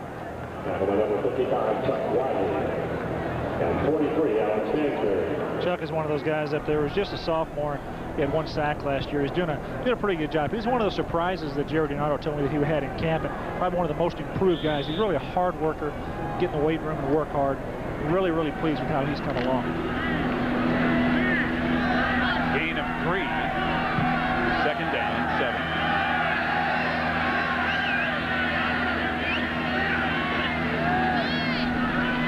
Bullock trying to throw it to McElroy, has it batted down by Talby Crawford on the strong safety blitz.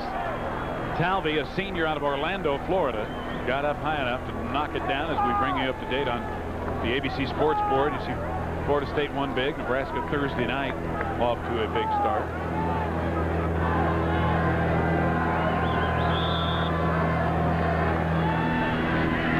A&M is 4 of 10 on 3rd down conversions. They're looking right here at 3rd and 7. Northwestern leading Notre Dame in the 4th. Boy, oh boy. From the shotgun. Bullock will run. Gets the block, has the first down. Inside the 20 to the 15. Joseph Wesley, number 48, brought him down, but Leland McElroy threw a good block for him to get him some extra yardage. Well, Leland can block, but I tell you, this is a very well-conceived play. It's quarterback draw all the way. You see the shotgun snap here. Everybody just steps out, moves everything out there, and watch here. Hold it right there if you could for me. Look at the running lane that Corey has here, right up the middle. Got a block out there in front. Not a bad scramble for a quarterback who's primarily a passer in this offense. He's not used that much to run. I think he might be in shock a little bit, actually, of how much room is right in front of him. Nobody there to touch him. Wesley's chasing him. I think he actually gets the tackle. Good play there for the Aggies. A&M now with 130 yards on the ground. 1st and 10 at the 15 of LSU. Hayward play in motion. McElroy trying to bounce outside. He cannot. What a good play by Anthony McFarland, number 94. The true freshman out of Winsboro, Louisiana. 300-pounder with great penetration to force McElroy to the outside and maybe even tripped him up. Good quickness that time by McFarland. Big guy, 300 pounds, could move down the line of scrimmage and catch McElroy and get him on a shoestring. That's a nice play for a big guy inside. This stat right here could be very telling as the game goes on, because A&M has controlled the football the time of possession. If they can continue to run consistently, keep LSU's offense off, Jamie Howard will have little chance to come back. McElroy on a draw play, touchdown!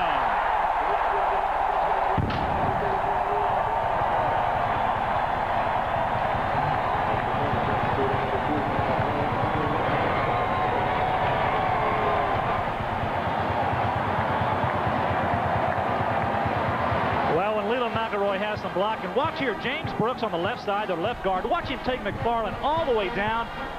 It opens a big hole, and it's just one-on-one with the safety. I tell you, you're not going to get him down in the open field like that with that much room to move. Well, nice job that time by James Brooks. He's up against a pretty good defender in Denard Walker, the free safety, and he just leaves him. Boy, he is quick. The extra point by Kyle Bryant is good. And with 9.5 minutes left to go in the 3rd quarter, A&M now leading 19-0 over LSU.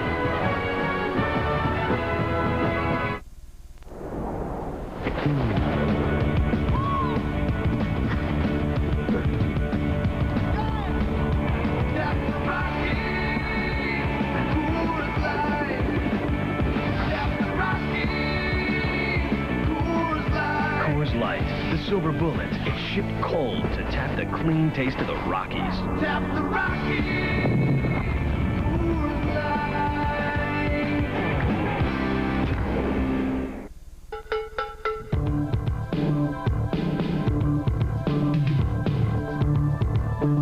Too many things to do. Not enough time. I need my car just to keep up, so I rely on Jiffy Lube and Pennzoil. Jiffy Lube takes care of my car, so I can take care of more important things. Jiffy Lube, the world's most experienced oil changers. That's why if it doesn't say Jiffy Lube, it just isn't Jiffy Lube. Tomorrow, Doug and Ann Porter will watch their only daughter walk down the aisle. The McDades will embark on a retirement journey to Scotland.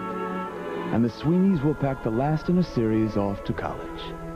Tomorrow, the dreams of many will be realized, thanks to a simple broker philosophy. We must never rest in our commitment to the individual. For those of us at Dean Witter, like Dave Rieger. Dave, are you still working? We measure success one investor at a time. CFA College Football on ABC Sports, brought to you by Burger King, where you can get your burger's worth.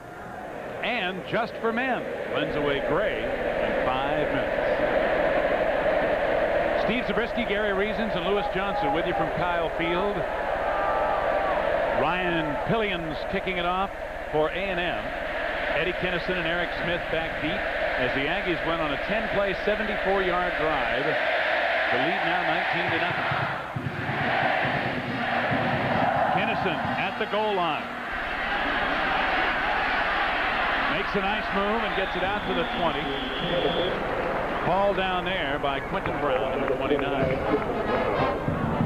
Tell you, that touchdown there was really made possible by the left guard, James Wilson. He's a senior this year. He came in, big guy. He's the last guy that has ties to the problems that A&M had as far as being put on probation. He's one of the players who's involved in the work scandal up in Dallas. He had the lead block on that play, and tell you, he's really proud to be out there now. Kendall Cleveland, number 32, is in at the lone setback. Jamie Howard on play action, throws it to the tight end, David LaFleur.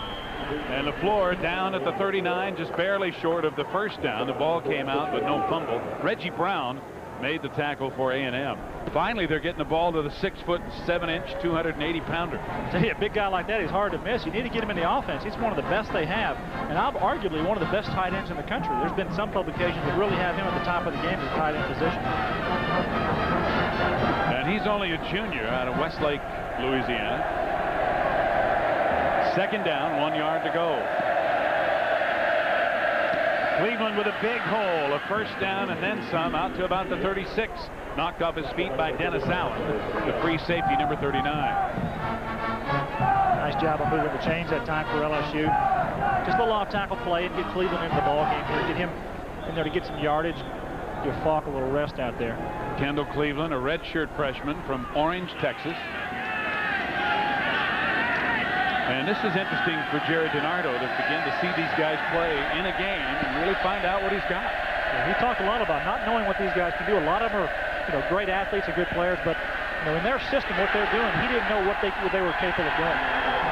Typhel McMullen, the strong safety, came up and stood Cleveland up right at the line of scrimmage. That's what you want your strong safety to do, is support that run. Warming up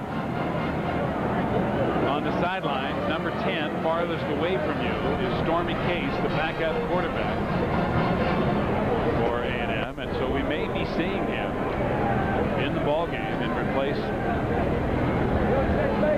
or in place of, I should say, Corey Pullick on the next offensive series. A&M with a 19-point lead. Second down, 9. Howard throwing the out route to Eric Smith, complete. Good cut and good catch by Eric Smith, and he's into A&M territory inside the 49. Donovan Greer was covering him. Nice job that time by Eric Smith. Monday night is the premiere of the 26th season of ABC's NFL Monday Night Football. Emmitt Smith and those Dallas Cowboys will be taking on the NFC East rivals Dave Brown and the New York Giants live Monday night. That's Labor Day night at 9 Eastern, 8 Central, 6 Pacific, 7 Mountain. And if you're in the Caribbean, check it out. See those Giants and Cowboys. I tell you, that's always a great game. I love to play that one. Play action on first down, complete to LaFleur.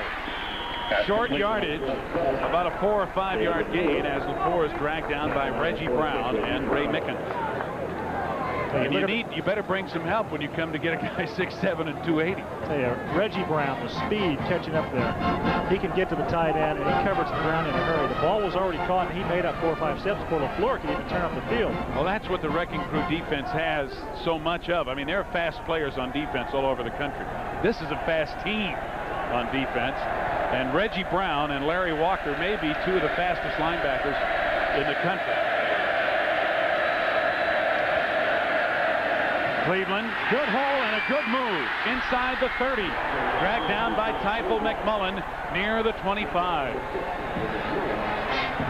A 17-yard run. Let's go down again to Lewis Johnson. All right, Steve, talked to an official over at LSU, and apparently Coach DiNardo told his team during the first half break the same thing he told them at the beginning of the game. Guys, we've got to play 60 minutes. If we have a chance of winning this game, we've got to play the entire 60 minutes. Now, with respect to the heat, one of their trainers told me that the LSU players are hanging in there okay. But he said the overcast guys in the first half of the game really helped him out a lot. Steve? Thank you, Lewis. They don't have it now. The sun is out, and it's baking big time down there. But they're on an impressive drive here. Kendall Cleveland just ripped off 17 for a first down. They're at the 26 of A&M. Again, Howard on play action. And again, he's looking for that same route. This time, it looks like Kennison was the intended receiver. But again, Donovan Greer had the coverage. The pass was overthrown. Bootleg pass that time. Get Howard out of the pocket. Nice job of coverage there. Kennison may be cramping. Yeah, he's cramping up. This heat is getting to him. These track guys, they're super fast. That's one of the things that DiNardo has had through all of fall practice. He's lost a lot of guys to the heat. You know, in southern Louisiana, Baton Rouge, that area gets very humid, extremely hot. Been a lot of guys with IVs. They had a dozen players miss practice with IVs, and actually had a couple even go to the hospital because of loss of fluids. Well, he's cramping up in the calves, it looked like. Eddie Kennison coming out for a play. This turf doesn't help either. Artificial surface and the heat, a nasty combination for legs. Throwing into coverage, knocked away at the last minute by Donovan Greer, intended for Shedrick Wilson. And Howard may have forced that one a little bit. I'm really impressed with the secondary of A&M. Greer, Mickens, these guys are able to cover these receivers, cover them tight, make plays on the football. That's very, very important for a very aggressive style defense. Jamie Howard now 10 of 21 passing for 68 yards. And it's 3rd and 10. One play we haven't seen a lot of today is a screen play. It's a great play in college football to get some guys out in front, let these guys with a lot of talent in the backfield to make guys miss. Haven't seen very many screens today.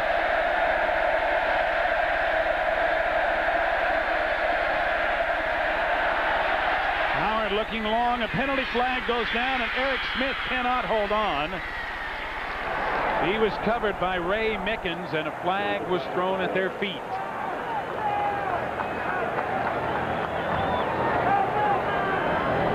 I don't think there's going to be very much question with that. You see Eric Smith there with his jersey down. Interference against A&M. It'll be a 15-yard penalty from the line of scrimmage. Mickens, I think, grabbed it and actually pulled it down, and that was probably the flag that they threw. Phil Bennett, the defensive coordinator. And the mark-off will move the ball near the 10. Foul was pass interference by the defense. Automatic first down. Just outside the 11-yard line, LSU gets a first down. Look to the left side of your screen here. Maybe we can see the penalty. And we're going to get the play here. Howard throws out to the left. Mickens has coverage on him. See his arm go up, and he grabbed the jersey. That was what the penalty was. It happened right about the 11-yard line. Here's the ball right on top of him. The penalty's already been created back about the 11-yard line. Eric Smith almost coming up with a great catch. That's the 3rd time LSU has gotten a first down on a penalty. And the crowd is up, exhorting the A&M defense. Cleveland with a big hole. Inside the 5, touchdown!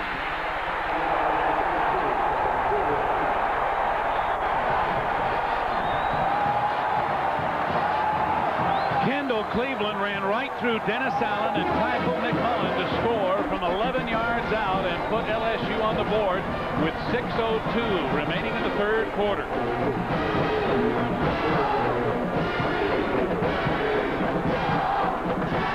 Now Andre LaFleur will come on to attempt the extra point. Casey Tabor, the backup quarterback, is the holder. It is good. Jerry Donato was very pleased with his tailbacks today. I think Kevin Falk came in as a young guy. He started Kendall Cleveland, and for good reason. But look at Kendall here. He's more of a power back. I mean, of the two, Falk is more of a slasher, but Kendall Cleveland, as you'll see, can duck his shoulder, duck his head, go through some guys. And there he gets the touchdown.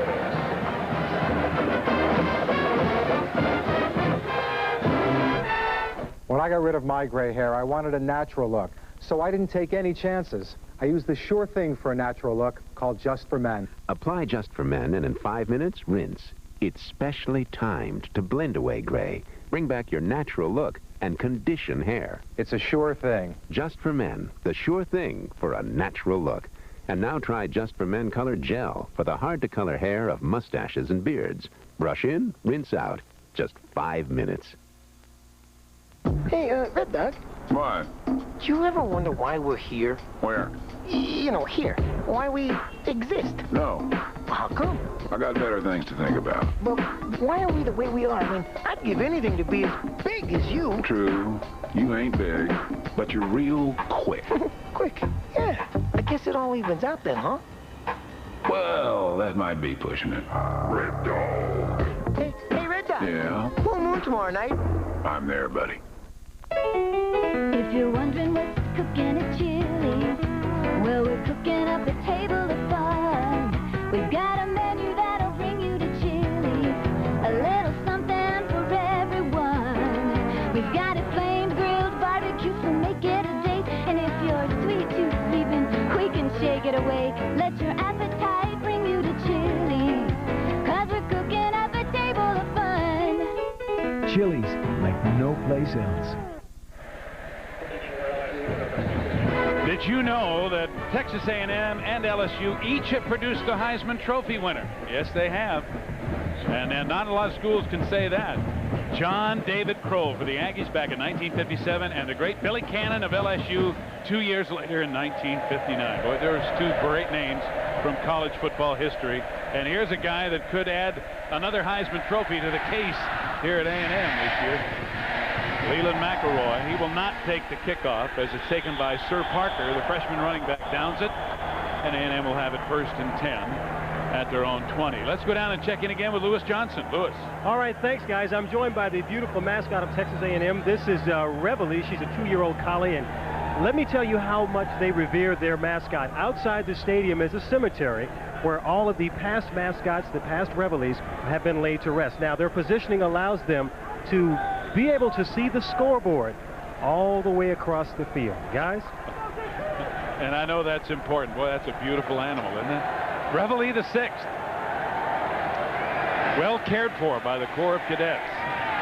1st and 10, A&M. McElroy bouncing outside, but Gabe Northern will have none of that.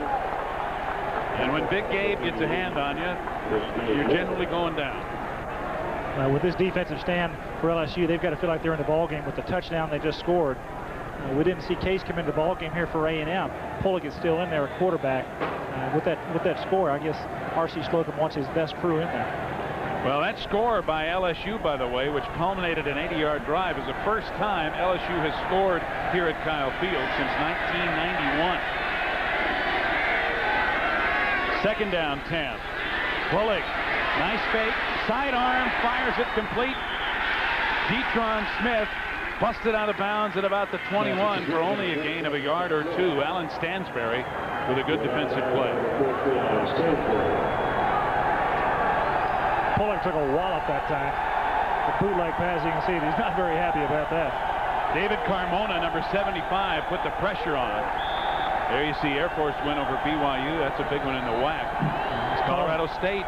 They're back in it again. Yeah, Pulick comes out. He called Case to come into the game. I guess that the play settled him, sent him to the turf, and he's on the sideline now. The trainers are taking a look at Pulick. 3rd down and 8. So Stormy Case in, and he will go from the shotgun. He's a junior from Odessa, Texas, out of Permian High School, which has produced so many fine players. In his first attempt, short. Chris Sanders is saying, hey, get it to me, man. I was open, and he was. That's how quick things can change in college football, or any game for that matter, because you have to get into the ball game, a little bit of preparation at a moment's notice. There was no timeout, no chance to prepare, and just quarterback had to make the play, fell short. Stormy hasn't had a lot of opportunities, but he has had game experience. Bullock being attended to. We'll see if he comes back in the next series. Sean Terry on to punt for A&M. Kennison back around his 35 and a short kick, so he'll let it bounce, and it takes an LSU bounce, hit an LSU player, and all of a sudden they finally realize it. Philip Myers, number 51, falls on the ball.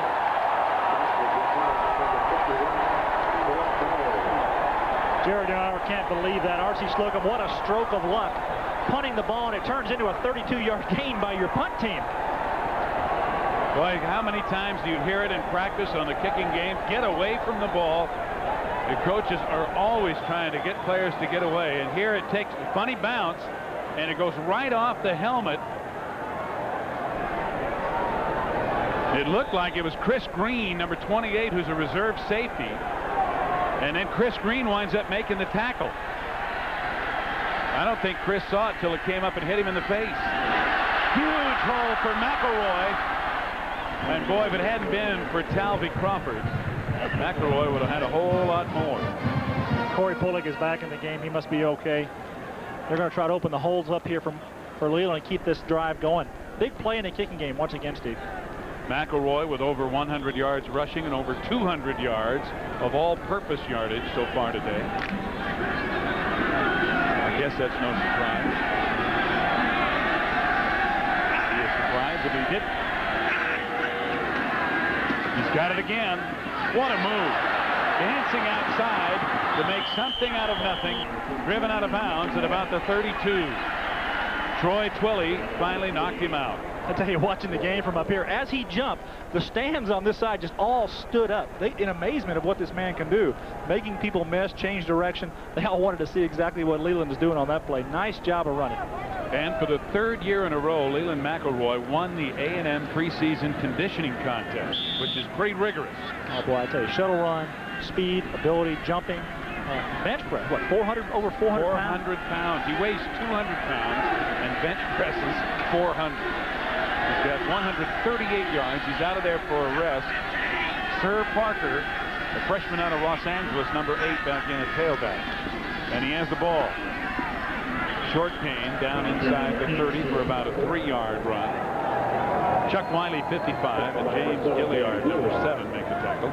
You've got to wonder how much the heat and the time on the field is really affecting this LSU defense. They've been out there quite a bit, having to stop this offense. I tell you, from a perspective of being out on the field, it's tough to be out there and not stop an offense. You know, you'd like to get the offense out there and let them hold the ball and drive it, and try to even things out. Hasn't been that way today for LSU. LSU's really only had that one 80-yard drive, which resulted in their only touchdown here in the third quarter. Parker with a nice cutback. Picking up some yardage down to about the 26, tackled by Gabe Northern. Let's get an update again. John Saunders. John. Steve, Arizona State and Washington in the third quarter. It's 2nd and goal. Richard Thomas punches this one across to make it a 17-15 game. Damon Heward then tried to run in a 2-point conversion. He was stopped. It remains 17-15 Sun Devils. Steve. Thank you, John. A 2-point lead for the Sun Devils in a big Pac-10 match, and that's at Washington. You know, we've got a big third down coming up here. 3rd and 3, 3rd and almost 3.5 for the Aggies. I tell you, if LSU could stop these guys right here, even after the bad kick and what happened in the kicking game, force them to kick a long field goal, I think these defensive players are going to feel like they've accomplished something. That's a good point. McElroy's back in there on 3rd down. Bullock setting up the screen to him. He gets a block. He has a first down. Bumped out of bounds inside the 10 at about the 9. Well, I talked about the screenplay earlier, and we needed to see it. And I tell you, this guy can run it. You get blockers out in front of him, give him a lane to run in. Leland McElroy can really make people miss. Robert Desotel may have saved a touchdown. It's a real calming effect for the quarterback. I tell you, he's got great protection there. Nobody's even coming through. Most times you let guys go through on the screen. Big lineman get out in front of Leland, and he's just a juking and going down the sideline. He can move. He almost got away from Desotel, too. Yeah, I'm glad I'm not tackling that guy today. 3 minutes left in the third quarter. Another first down for A&M. McElroy with a big hole up the middle. And Desotel again saves a touchdown as he brings McElroy down at about the 3. Hey, tonight at 8/7 Central, don't miss the second game of our ABC College Football doubleheader. The Miami Hurricanes are blowing into L.A. to take on UCLA in the Rose Bowl. Wisconsin will host the Colorado Buffaloes. Two big ones. Check your local listings for the game to be seen in your area as our doubleheader goes on in prime time tonight, 8 Eastern, 7 Central, and 6 Mountain here on ABC. Second down. McElroy on the sweep. Gets a block from the fullback and walks it home. Another good job by Detron Smith to close off the corner, and if those two guys keep playing the way they are, it'll be some kind of season for A&M. Matt Mahone got out front. The U-back, the tight end, got a good block out in front of McElroy. The corner was there, and with his speed, had plenty of time to get in the end zone. A&M answers the LSU touchdown and now leads 25-7 with the extra point to come. 2:20 left to go in the third. That's now 147 yards for Leland McElroy as Kyle Bryant is on to attempt the extra point, and it is good.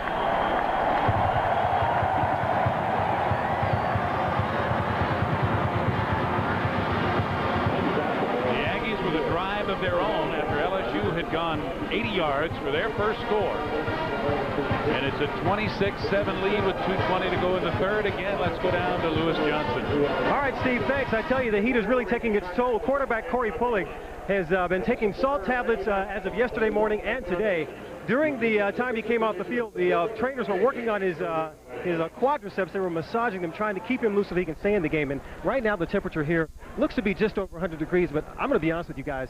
I think there's something wrong with this thing. It's much hotter than this down here. Much hotter. Back to you guys in the icebox. Lewis, we wish it was an icebox. We believe you, though, man, because when that sun is out, it's got to be close to 120 on the turf, as it was on that thermometer earlier. Again, that haze has come back over, which helps a great deal. And that haze has been enhanced a little bit by the A&M cannon smoke being fired off when they score. There's Pullig, and again, they're working on his legs. Pullig got off to a slow start. Not a great start, but he stayed steady. He stayed into the game. He's made the right decisions. And I tell you, with a guy like McElroy behind, a really good poised offensive line who's done a good job for him, and fullback Detron Smith. LSU's offense is really starting to click here in the second half. Eddie Kennison is number 2, and Eric Smith number 5. You saw them back deep to receive. Ryan Pillions will kick it off.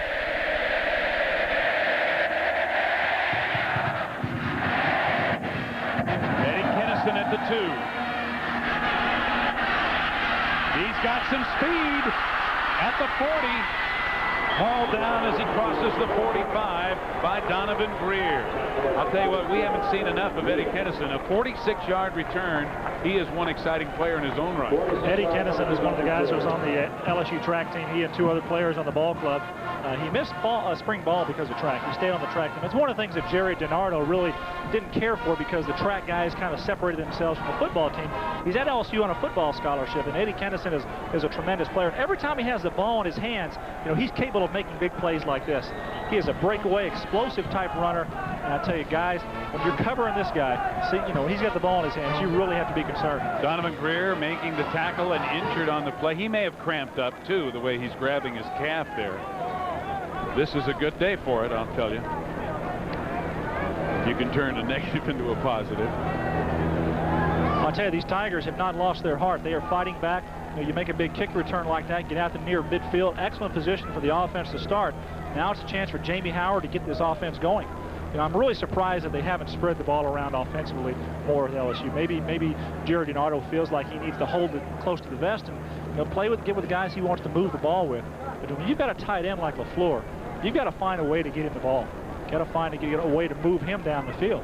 They started to do that a little in the third quarter. And now Donovan Greer being helped off. They tried to see if they could massage the knot out of it. And we'll try to get a report to find out if, in fact, it is just a cramp or maybe he pulled a muscle. Donovan's done a real nice job on defense today. And see what happens here. Maybe he gets nicked on the play, or it's hard to really tell there. Could be just a stress. And, when you put those muscles under stress, and this heat and loss of fluids, could really do. He's trying to change directions out here. Hard plant on the turf. May have something to do with it. He could have hyperextended that heel a little bit. They're working on it. Meanwhile, LSU has excellent field position in the first first down. Jamie Howard on play action going deep over the middle for Eric Smith. He's got it. No, he could not hold on. Good coverage by Andre Williams, number 26. Yeah, Donovan goes out of the game, and you don't miss a step with Andre Williams. Covered him very, very well, made a nice play on the ball. You know, he probably didn't know within a couple of minutes and make those going in the ball game. And here he is. See the offhand come in there. Nice job. And he makes the tackle, too. Coaches talk about if you're going to go for the ball, make it with the near hand. Get the top hand over the receiver or the ball carrier so that you can, if you don't hit the ball, you still can make the tackle. He got both. No, and that was a good throw by Jamie Howard, right on the money. There's another good throw and a completion to Eddie Kennison. Kennison with a first down as he's dragged out of bounds at about the 28 of A&M. Dennis Allen making the tackle after a 24-yard gain.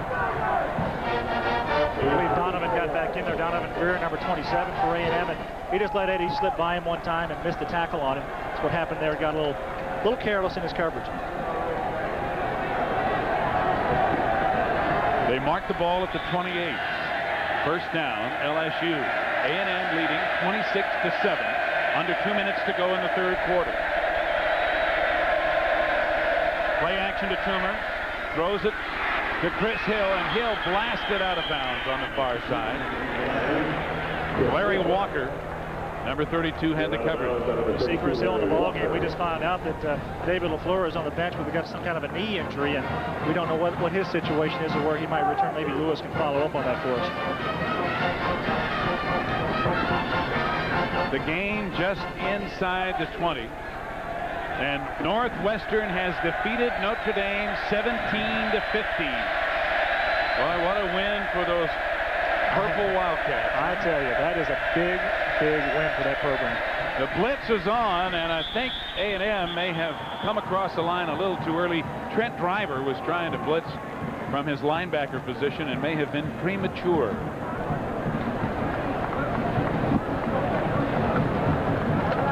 Doyle Jackson, the referee, conferring with the other officials. And it's offsides against the defense.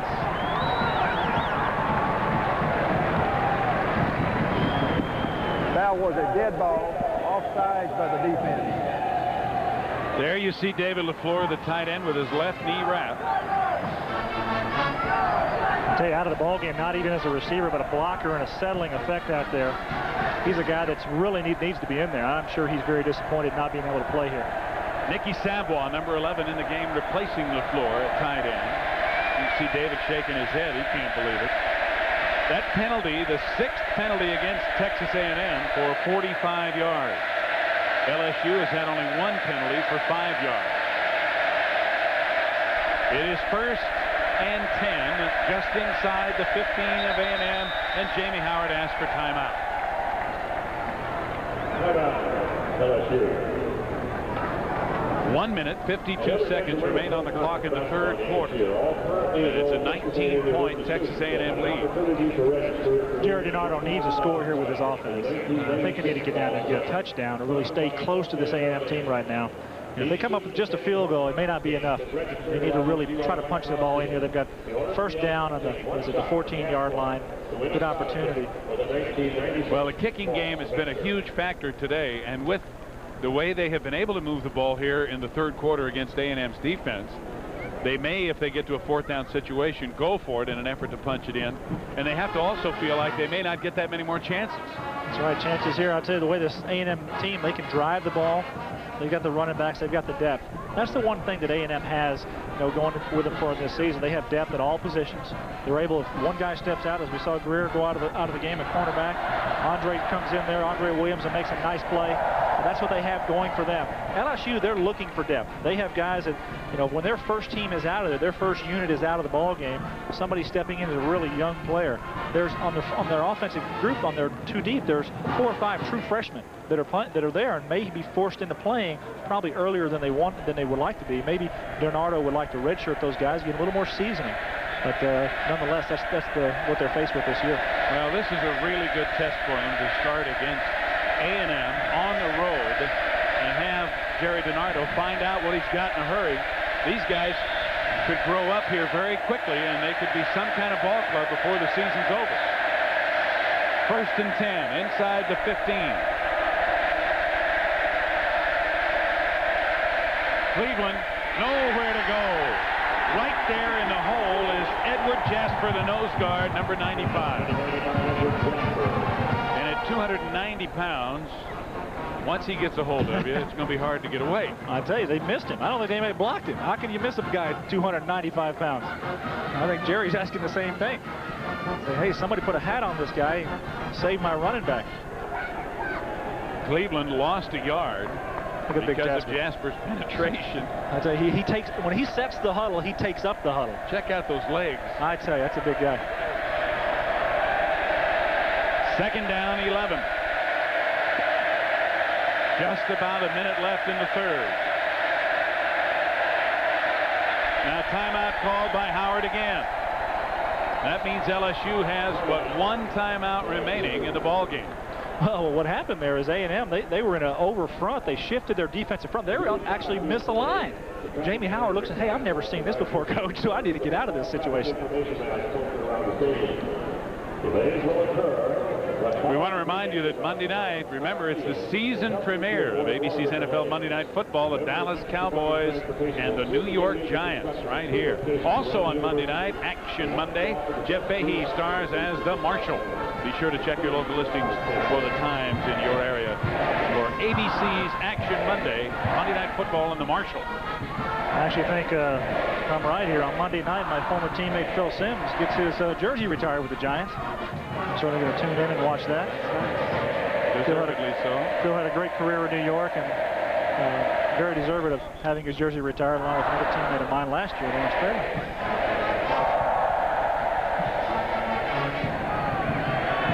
You see A&M leading in total yardage, and that also equates to a big advantage in time of possession. But LSU here in the 3rd has gone on 2 long drives. They scored on an 80-yarder, and they're trying to do the same here, but it's 2nd and 11. Howard over the middle and incomplete, and a flag down. Interference is going to be called on Donovan Greer, holding up the receiver. It looked like Shedrick Wilson was trying to break back to the ball, but couldn't get by Donovan Greer. Penalties when you play man-to-man, really, much pressure defense that Texas A&M has. These penalties outside can really be costly. They ask these guys to do a lot. Phil Bennett, he knows the insides and out of this defense. He knows they're going to be a pressure defense. These cornerbacks have to play error-free. The foul was pass interference by the defense. Ball will be placed at the 2-yard line. 1st down. Big opportunity here for LSU here at the end of the 3rd quarter. That took it from a possible 3rd and 11 to 1st down and goal from the 2-yard line. And the A&M fans are up. I dare say the LSU fans that are here are up too. Play action. Howard flipping it. Touchdown, Cleveland.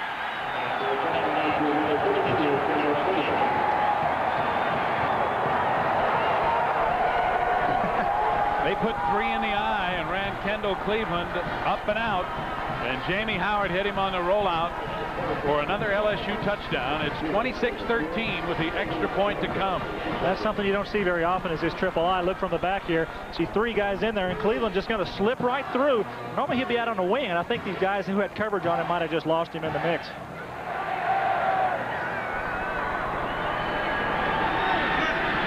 Andre LaFleur, Mr. Automatic, on for the extra point. Is it good? Yes. He hasn't missed one in a long time, and that was close. So the LSU fans are getting something to cheer about as they hang tough in this ball game with 56 seconds to go in the 3rd quarter. It's now 26-14. A&M leading. And remember last time when LSU scored their first touchdown, Gary, A&M came right back and answered with a touchdown of their own. Let's see what happens as we get close to the final 15. LSU is hanging in this ball game. We thought we might see Stormy Case. They brought it in. They made the touchdown. Here they are. They came right back again, brought it down the field. Probably going to stay with Corey Pulliga, I guess, at quarterback. Let's check in and see what else is happening and get an update from John Saunders. Steve, the big surprise of the day, Northwestern knocks off Notre Dame. That's Ron Paulus going for a two-point conversion, would have tied it. He slipped, so the pass didn't mean anything anyway. 17-15, no offense from the Irish. Steve Schnurr with 2 touchdown passes. Steve. Thank you, John. Boy, there you go. We've seen some upsets already, and they're happening left and right, it looks like. That's a head shaker. Notre Dame, boy, I tell you, last year, not a very productive season. They were hoping to turn it around this year, and the Irish certainly not getting off to a good start. And what a huge win for Northwestern to kickstart their program, which has struggled. Leland McElroy and Typhel McMullen are back, or Sir Parker it is, back deep, and Parker drops the ball. Who got it? A&M got it. But I'll tell you what, there was an LSU player down there in one quick hurry, Chris Cummings, who had a shot at recovering that ball after it was touched by Parker. Interesting. They almost lined up on a pooch kick here. They're trying to directional kick it outside and make somebody who's not used to catching the ball. I'll tell you, that's Sir Parker. He's used to catching a football for sure. Almost a great play there by LSU. Touched by both players, so it's received by the kicking team. Nobody had control of it, I think, prior to it going out of bounds. That's the reason that Texas A&M has possession of the ball. They have it at the 21, 1st and 10. Final minute of the 3rd quarter. McElroy and Smith in the backfield. Pulley with a short drop, and he hits Albert Cannell. Cannell for a gain of about 5 or 6, and Nebraska James Gilliard and Aaron Adams. Cannell is one of those guys who's a junior college transfer, and they were waiting for him to be admitted. You know, he missed some camp because of his admission problems, but he's a guy that they need to step in and give some depth and some ability. They feel like he's one of the better receivers that they have, so they want him to come in. And he's done a nice job. He's had a couple of catches and good blocks as well.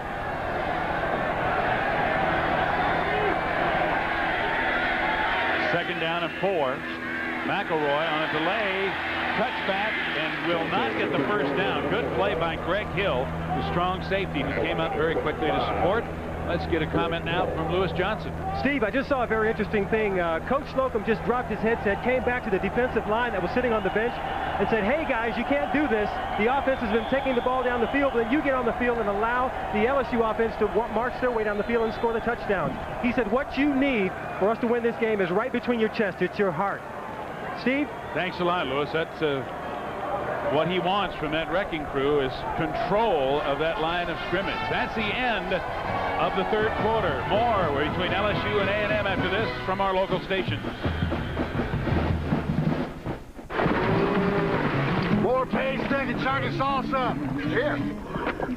This ain't paste, thick, and chunky salsa. Well, woo, doggies. Paste is made with big chunks of tomatoes, onions, and peppers. Perfect for dipping. By folks in San Antonio. Who know what salsa should taste like. Well, this stuff's made in New York City. New York City! Jake, it's time you switch brands. Pick up a thick and chunky one. Pick up the pace. No trendy health club. No $60 shorts. No excuses. Speed Stick's no-nonsense formula gives you 110% protection. Like you, it never quits. By minute. Summer's almost over, and what better way to finish than with paint from Sears Labor Day Paint Sale. Save 15 to 50% on every color, every brand, starting at $3.99. It's the Labor Day Paint Sale at Sears and Sears Hardware stores. Rich, young, and beautiful, her obsession with a married man led to murder. Virginia Madsen in the real-life Fatal Attraction, Sunday on ABC. A murderous affair, the Carolyn Warner story. People ought to have the right to vote on gambling before it comes into their community, and if they get tired of it, if it doesn't work, if it creates problems in their community, they ought to have a method of getting rid of it. I am just as sure as I'm sitting here that in 4 years, if we don't do something about gambling contributions, they're going to control the political process for Louisiana. If you're not proud of it now, just wait till you see Louisiana where gambling completely controls the political process. He's running to make Louisiana proud again. Mike Foster, governor. You gotta see this place. Grand Casino Coshada. No matter how you look at it, you've never... Our slots put out over $159 million in 1 month. We all won Harleys. With just 2 quarters. I won $140,000 with just 3 quarters. Winning is easy at the Grand. I won more than $351,000 with just 2 quarters. We both won bumpers, too. Grand Casino Coshada. I love this place. Acadiana's news channel serving Opelousas.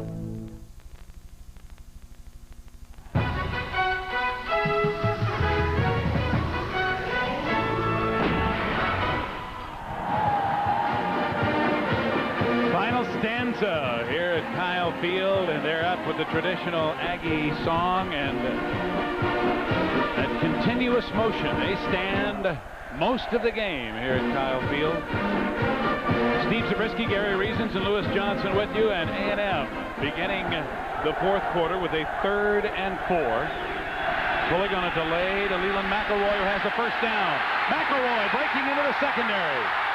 Inside the 40 of LSU, the fumble.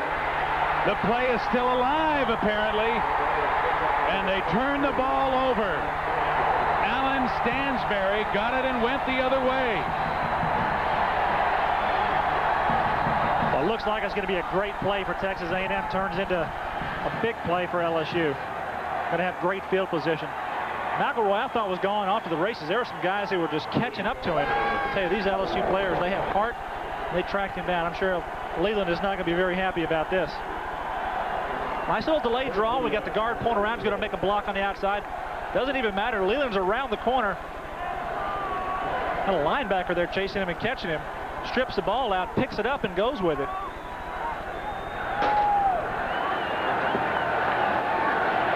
It's a big play there for LSU. Looks like Detron Smith is down on the turf there, and don't really know what his problem is.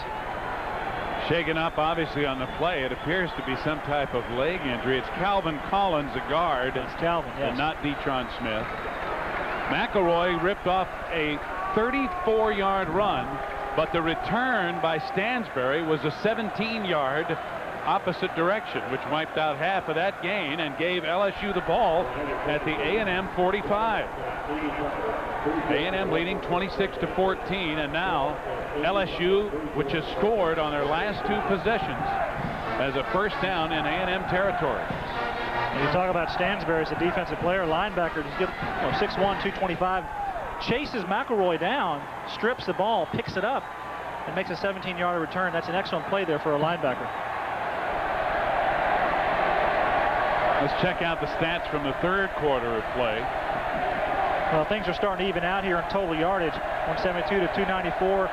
The time of possession is even closing up a little bit now. But at the bottom of the points off turnovers, A&M has got 7. David LaFleur, number 47, whom we saw on the sideline with an injured knee, is back in at tight end. On first down, they run the reverse to Kennison. Trying to get outside, he cannot. Brandon Mitchell, number 96, finished him off. And a loss of 2 on the play.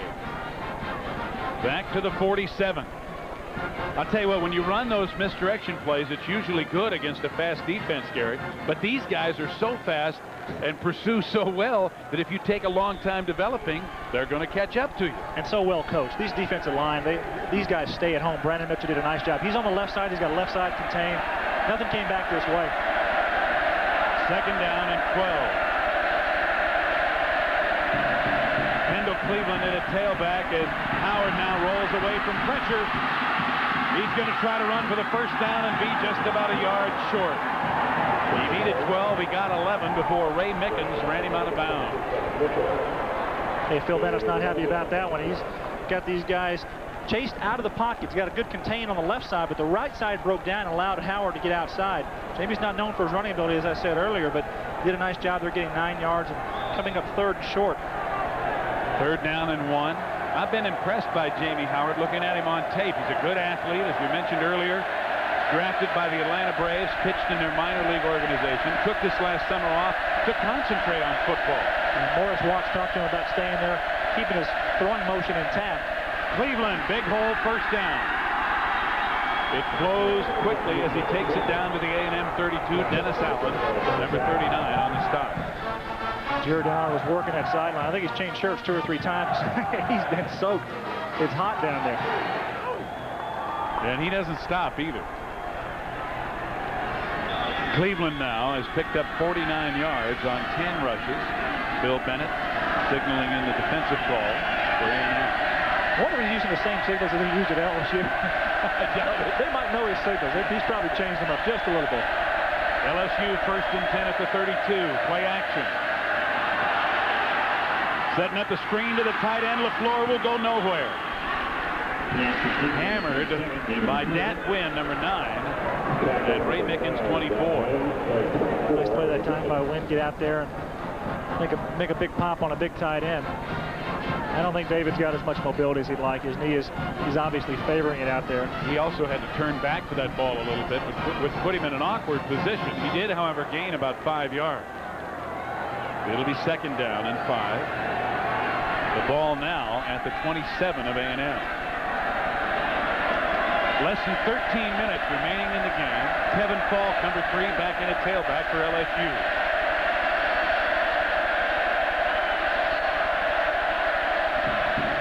Falk has the ball. Finds a hole. Gets to the outside. Knocked out of bounds by Dennis Allen. A 23-yard run. This is the future of LSU Tiger football, at least for the next 4 years. You're going to see a lot of Kevin Falk. Great play to the outside. This young man's got a lot of ability, a lot of speed. Just turns the corner. Got good blocking out front. Guys just push outside. He takes it to the outside. Wide receiver outside has a nice block. Kennison has a block outside as well. Just blocked the corner. Falk has gained 58 yards on 12 carries. He's out of there now with Kendall Cleveland back in at tailback. Cleveland takes the pitch, but nowhere to go. Great penetration. Brandon Mitchell, number 96. Came through deep and low for a loss of 3. Brandon Mitchell's made his presence known today. Southwest Conference Player of the Year on defense. And hey, he's a great player, number 96. He gets through there. He's got great ability, great agility. And they feel like he's going to be one of the top picks here recent upcoming draft. 6'4", 275, and he's a junior. From Abbeville, Louisiana, by the way, is Brandon Mitchell of A&M. 2nd down and goal. Howard looking into the end zone, knocked away and almost intercepted. Typel McMullen getting a hand up and knocking the ball away, intended for Chris Hill. Well, I tell you, he throws it out there, but he's got Nick Savoy right open in the end zone. Number 11, the reserve tight end, who's in there playing, I guess, for LaFleur. You can see him roll here. Watch Savoy at the bottom of the screen there, number 11. He comes up. The play's not really designed for him. It's kind of a mix and mush play inside. Howard throws it up. Watch Savoy to your left there. He's wide open. He's throwing it over the top of him.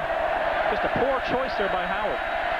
And a good play by McMullen. It is 3rd and goal.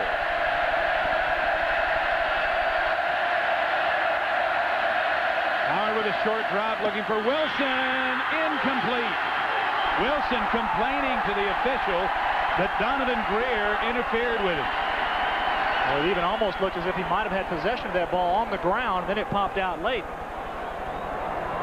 Take a look at Wilson here. He just out there one-on-one on the corner with Donovan. It's just a little turnaround. Comes back to the football. Does he have it? Boy, I tell you, he's got the ball in his hands. He's saying he had control of the ball as a touchdown. I tell you, from this angle, it's hard to tell. Andre LaFleur is on to attempt a field goal on 4th and goal. It'll be a 24-yard attempt out of the hold of Casey Tabor. And it is good. Andre LaFleur does not miss many, and A&M comes up with at least a field goal on this drive. It is now 26-17. A&M leading with 11:38 to go in the game. We'll return to College Station and Kyle Field in just a minute.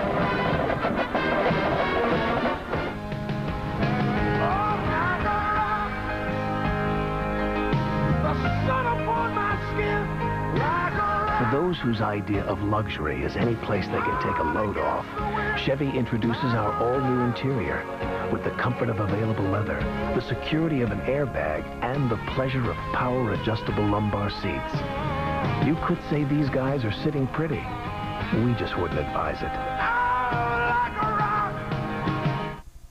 Sure, you've got a car,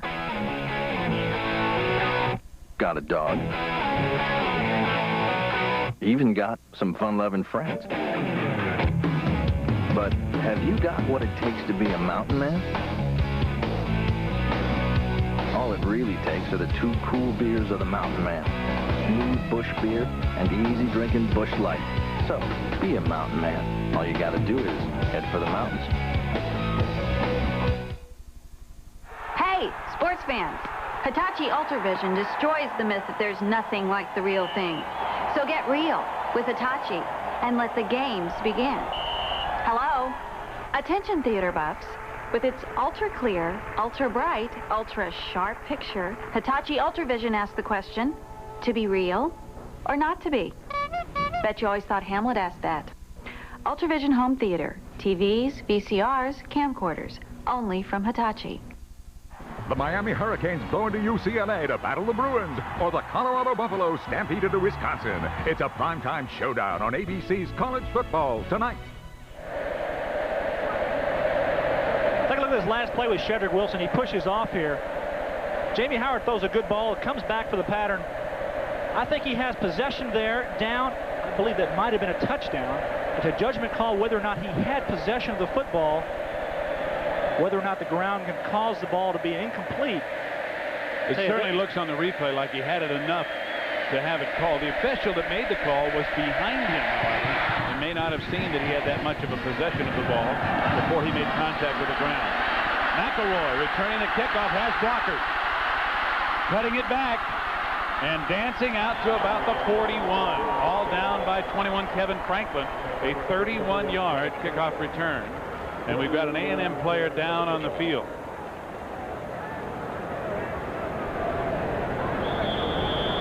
And it's Detron Smith, number 44, whom we thought might have been injured earlier. And this time, Detron may have cramped up.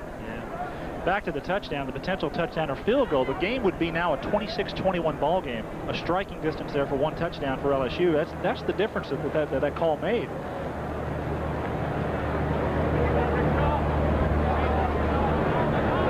This heat is really taken out of these guys. It's tough to play out there. The shadows from the stadium are just now getting onto the field. Here.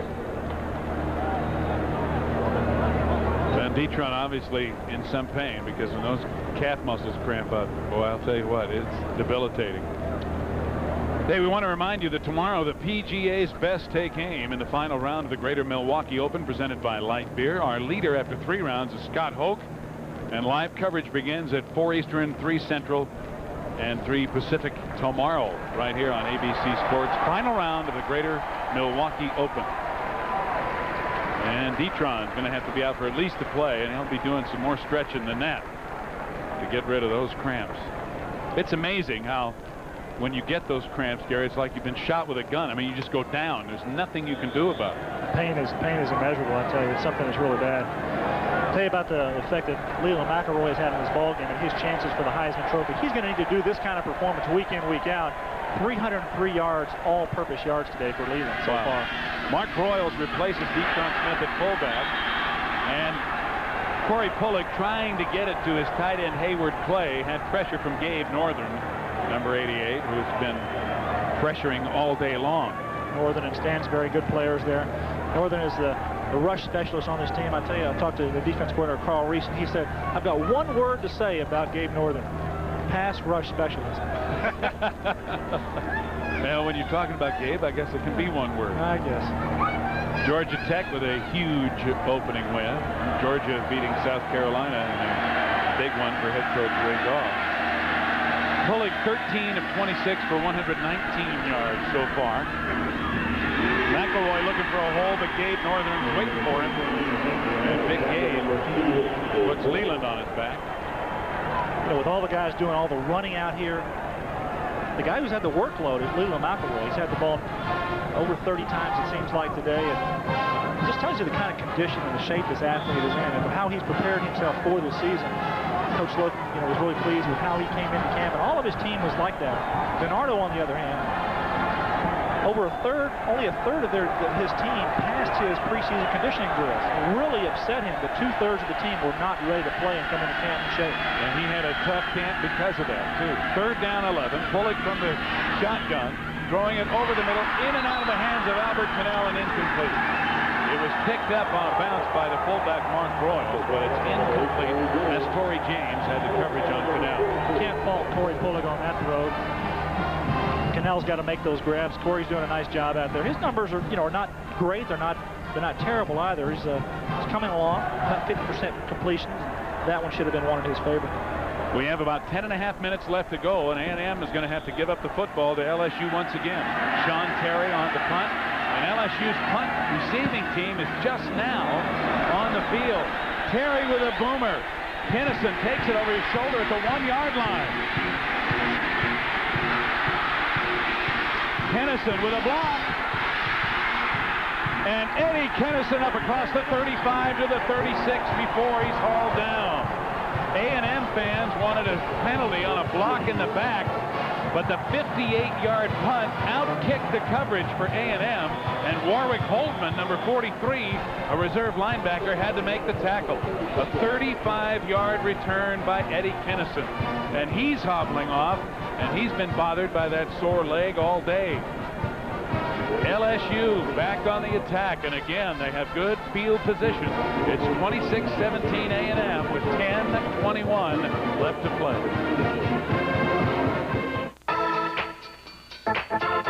There's a place in the Big Apple where New Yorkers rush to be on the cutting edge. It's Jean-Louis David, a touch of Paris right in the middle of Manhattan.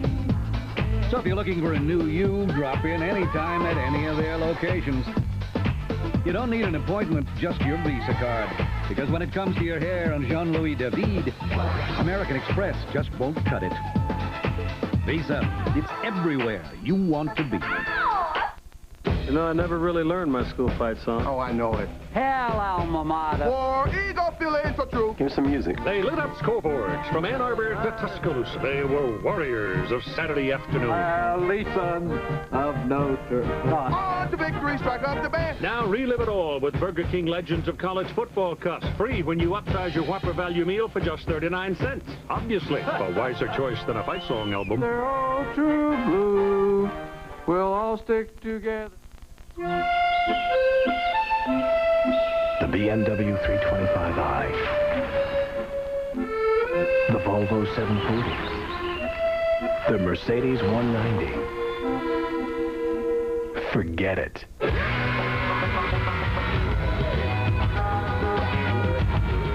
Introducing the all-new Chevy ZR2 Extended Cab, the official pace car of the next generation. CFA College Football on ABC Sports, brought to you by Chevrolet Trucks, the most dependable, longest-lasting trucks on the road. Coors Light, shipped cold to preserve the clean taste of the Rockies. Coors Light, tap the Rockies. Pace Picante Sauce and Pace Thick and Chunky Salsa. Pace knows what Mexican sauce should taste like. And Speed Stick by Menon. Like you, it never quits. Steve Zabriskie, Gary Reasons, and Lewis Johnson with you from Kyle Field. 10:21 left to go, and LSU, after an unusual punt play, has the ball. A 35-yard return by Eddie Kinnison at their own 36, 1st and 10. Jamie Howard to throw, and he completes it. Good play by Chris Hill, cutting back against the grain, and Hill winds up picking up about 9 yards. Dennis Allen, the free safety, finally made the stop. Well, here's the punt that set up the field position. 58-yard punt here by A&M. You'll see that Kinnison, he takes the ball, he fields it deep in the end zone. The LSU team is just now getting on the field. They ran out late, and I don't know that the A&M was even prepared for him. You see Kinnison catches the ball over his shoulder and turns back and runs. You're going to see on the left side of your screen here, Troy Twilley, a cornerback, has clocked somebody, number 15. Watch this, folks. 1, 2, 3, boom! Oh, I tell you, that's what makes it exciting for Eddie Kinnison. Unfortunately, he got his head in front and not picked up a penalty. Cleveland picking up the 1st down. as he gets to about the 49 of LSU. Reggie Brown, 46, and Dat Wynn, number 9 on the tackle. Let's get a comment again from Lewis Johnson. Lewis. All right, Steve, thank you. I paid a visit to the LSU sideline a few minutes ago. Word has it that Coach DiNardo is not surprised about the surge from his offense. He said he noticed in spring training that the guys seemed to get better as the practices got longer. So the same thing happening here in the game. This one might come down to the wire, guys. Thank you, Lewis. They are rising to the occasion here in the third and fourth quarter. They moved the ball a whole lot better than they did in the first half. Falk trying to get outside. Reggie Brown drags him. Finally finished off by Dat Wynn, who's a redshirt freshman out of Rockport, Texas. We want to remind you that if time permits, stay tuned for the Thrifty Car Rental post-game report. We'll have scores and highlights from all across the country. Time permitting, our Thrifty Car Rental post-game report right after the game.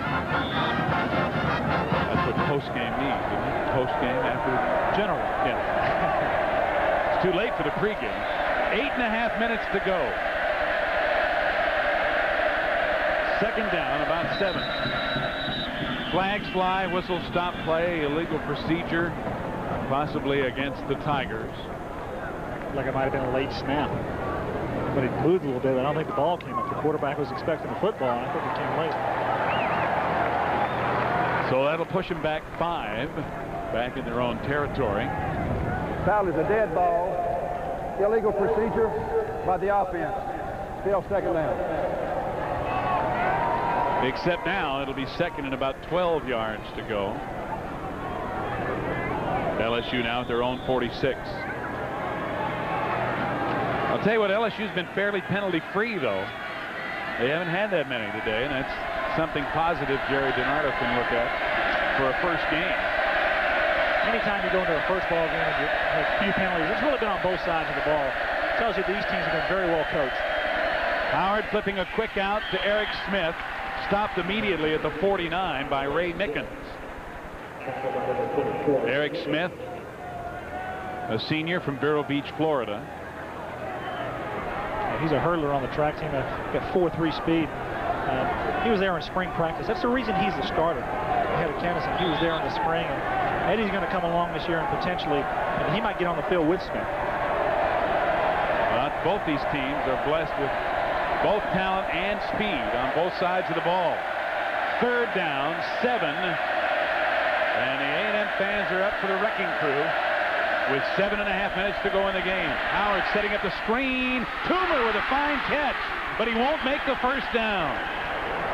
Mickens was over there along with Trent Driver to drive Robert Toomer out of bounds short of the first down by about 3 yards.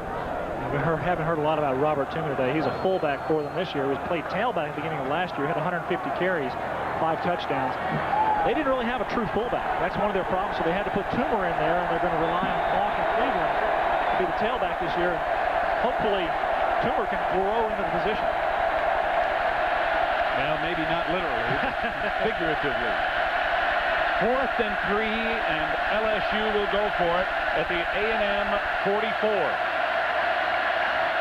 Howard flipping it out and completing it, but it'll be a loss on the play instead of a gain.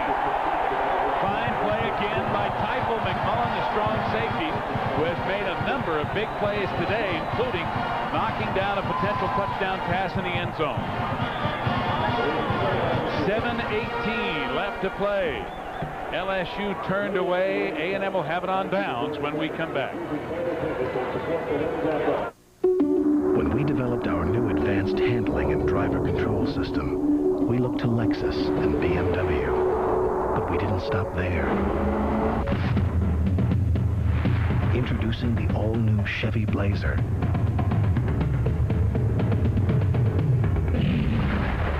With the exclusive driver control system.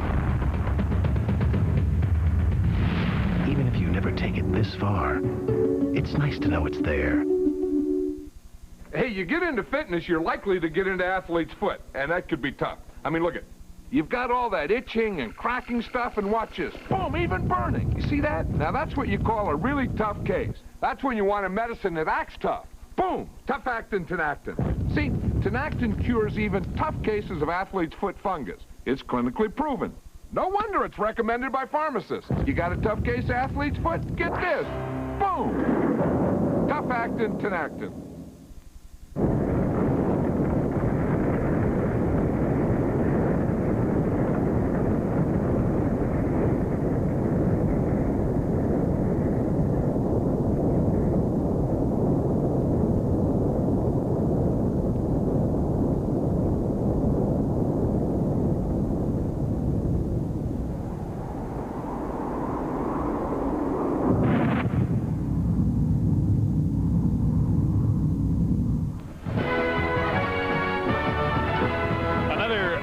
Side on the A&M campus is the academic building, and this is seen from the Albritton Tower. Kind of a nice shot. The students go to and from class. A beautiful campus here at A&M with rich tradition. Let's take a look at this play again, and on 4th and 3, this is critical, Gary. Yeah, it really is. I think on 4th down, you really got to make sure that your receivers at least get past the first down line. He catches the ball about a yard and a half before even the first down. Never has a chance to turn up. I think you got to get your receivers down the field just a little bit more. At least ensure if you make the catch and then make a quick tackle, you've got the first down. Right. Mark Broyles, 33, is still in at fullback with Detron Smith out with cramps. Leland McElroy at tailback on 1st and 10. A&M. McElroy hit in the backfield but gets away. And again turns a loss into a 10-yard gain. What second effort? Talby Crawford and Denard Walker bring him down in the secondary, the two safeties. As we talked about, electric Leland. I tell you, the most electrifying player they can call it here in college football. A lot of power, a lot of ability. Well, he didn't get away from just anybody either. That was Robert Deshotel, who was back there, had a hold of him. Yeah, we talked about this earlier. McElroy over 300 yards in total total purpose yardage by himself, and LSU's gained only 211. Total offense. He is a one-man gang, but he's getting a lot of help from his friends. He's got the ball again. This where nowhere to run.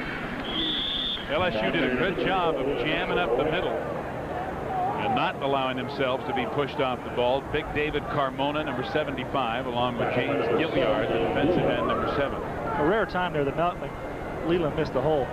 The hole was outside. He just ran right inside. I guess he wanted to stay in there and make those guys quick. He likes running into people, I guess. He wants to prove that he's a tough back as well as a little quick, jittery guy. I'll tell you what, for a guy who's making his first start, he doesn't have a whole lot left to prove with all that he's done already and the role that he was in previously. Second down, about 9. Bullock completing it to McElroy out of the backfield. As usual, the first guy will not get him down alone. Troy Twilly finally bumps him out of bounds. Moving the ball, the clock is in favor now of A&M. They've only got 6 minutes left here in this 4th quarter. LSU needs to stop this A&M offense. It's going to be a big 3rd down play here. It's 3rd 1.5. They need to stop these guys and get the ball back to the offense to have a chance. If they get this first down, it's going to be very disheartening to that LSU defense. Yeah, this is a play right here for LSU. 6.5 to go. Or 6:05, I should say, to go.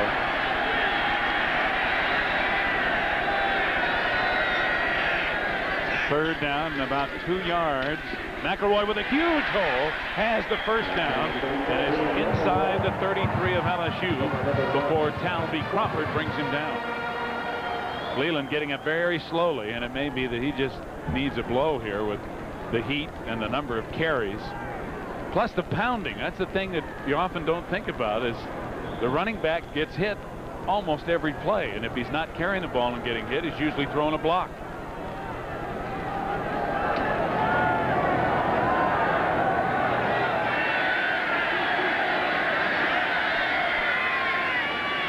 Yes. Bullock maybe checking off as McElroy resets in the backfield. Blitz is on, going deep, incomplete, overthrown, almost picked off by Troy Twilly, who got a hand on it. It was intended for Chris Sanders, but well overthrown. So it'll be 2nd down and 10. Bullock now 14 of 29 for 127 yards. He's thrown a touchdown and an interception. Clock stopped with 5.5 minutes left. See R.C. Slocum there. He's got to be pleased with his team. He knows it's going to be a struggle against LSU. It's been a good rivalry, a good series between these two teams. It's turned out to be a good game. Second down 10. McElroy has a huge hole, and he will score. Touchdown.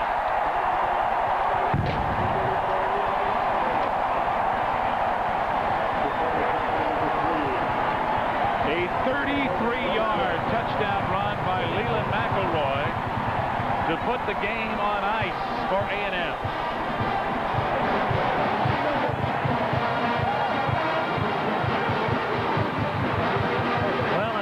All the everything I can say about this guy.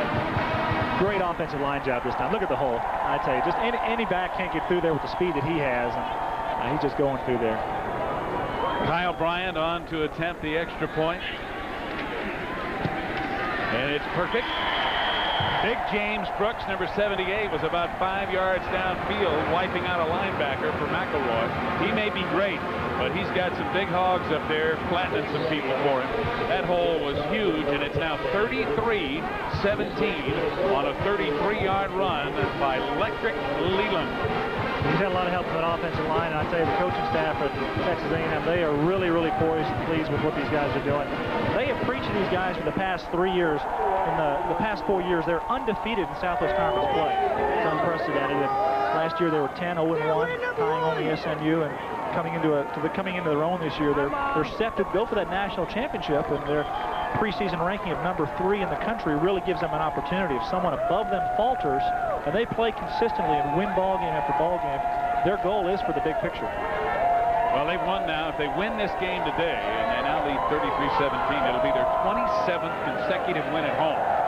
McElroy in the game now with 229 yards rushing, 35 carries, 3 touchdowns.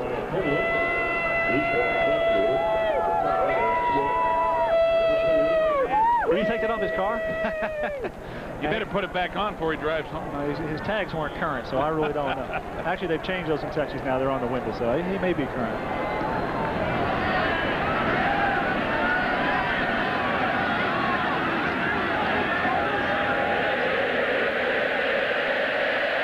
Pillions will kick it off. Eddie Kennison and Eric Smith back for LSU, and the Tigers need to score and score quickly.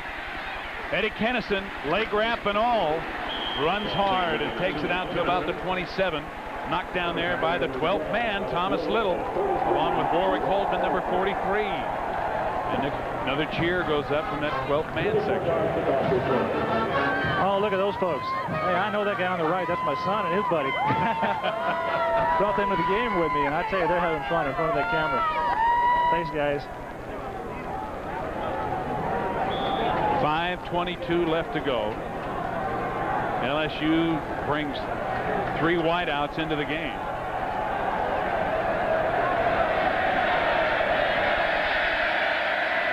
And they're all on the left side of the formation now. Hill comes back to the right. Setting up a screen. Falk makes the first guy miss. Tries to get outside. He cannot. Philip Myers, number 51, with a good play to stay with him and bring him down. 8 tonight at 8 Eastern and 7 Central. Don't miss the second game of our college football doubleheader here on ABC. Some of you will see Miami at UCLA, others Colorado against Wisconsin. 8 o'clock Eastern, 7 Central, 6 Mountain tonight. ABC's college football continues.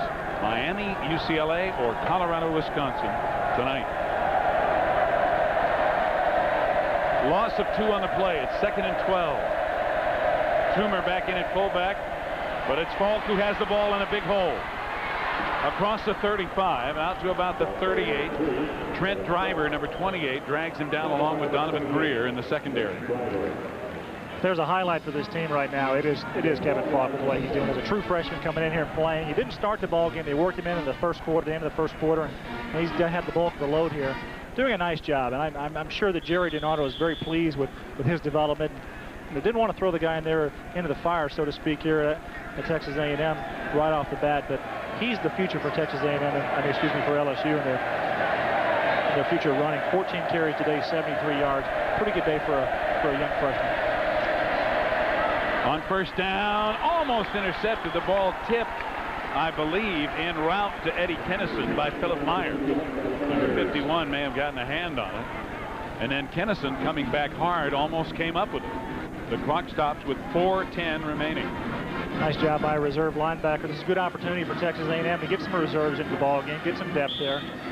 As we said earlier, you never know when these guys are going to have to be called into duty. They've done a nice job, stepped in there, and they feel like when they have these other guys step in, that they shouldn't lose much in the way of ability. They have really created a good depth situation here.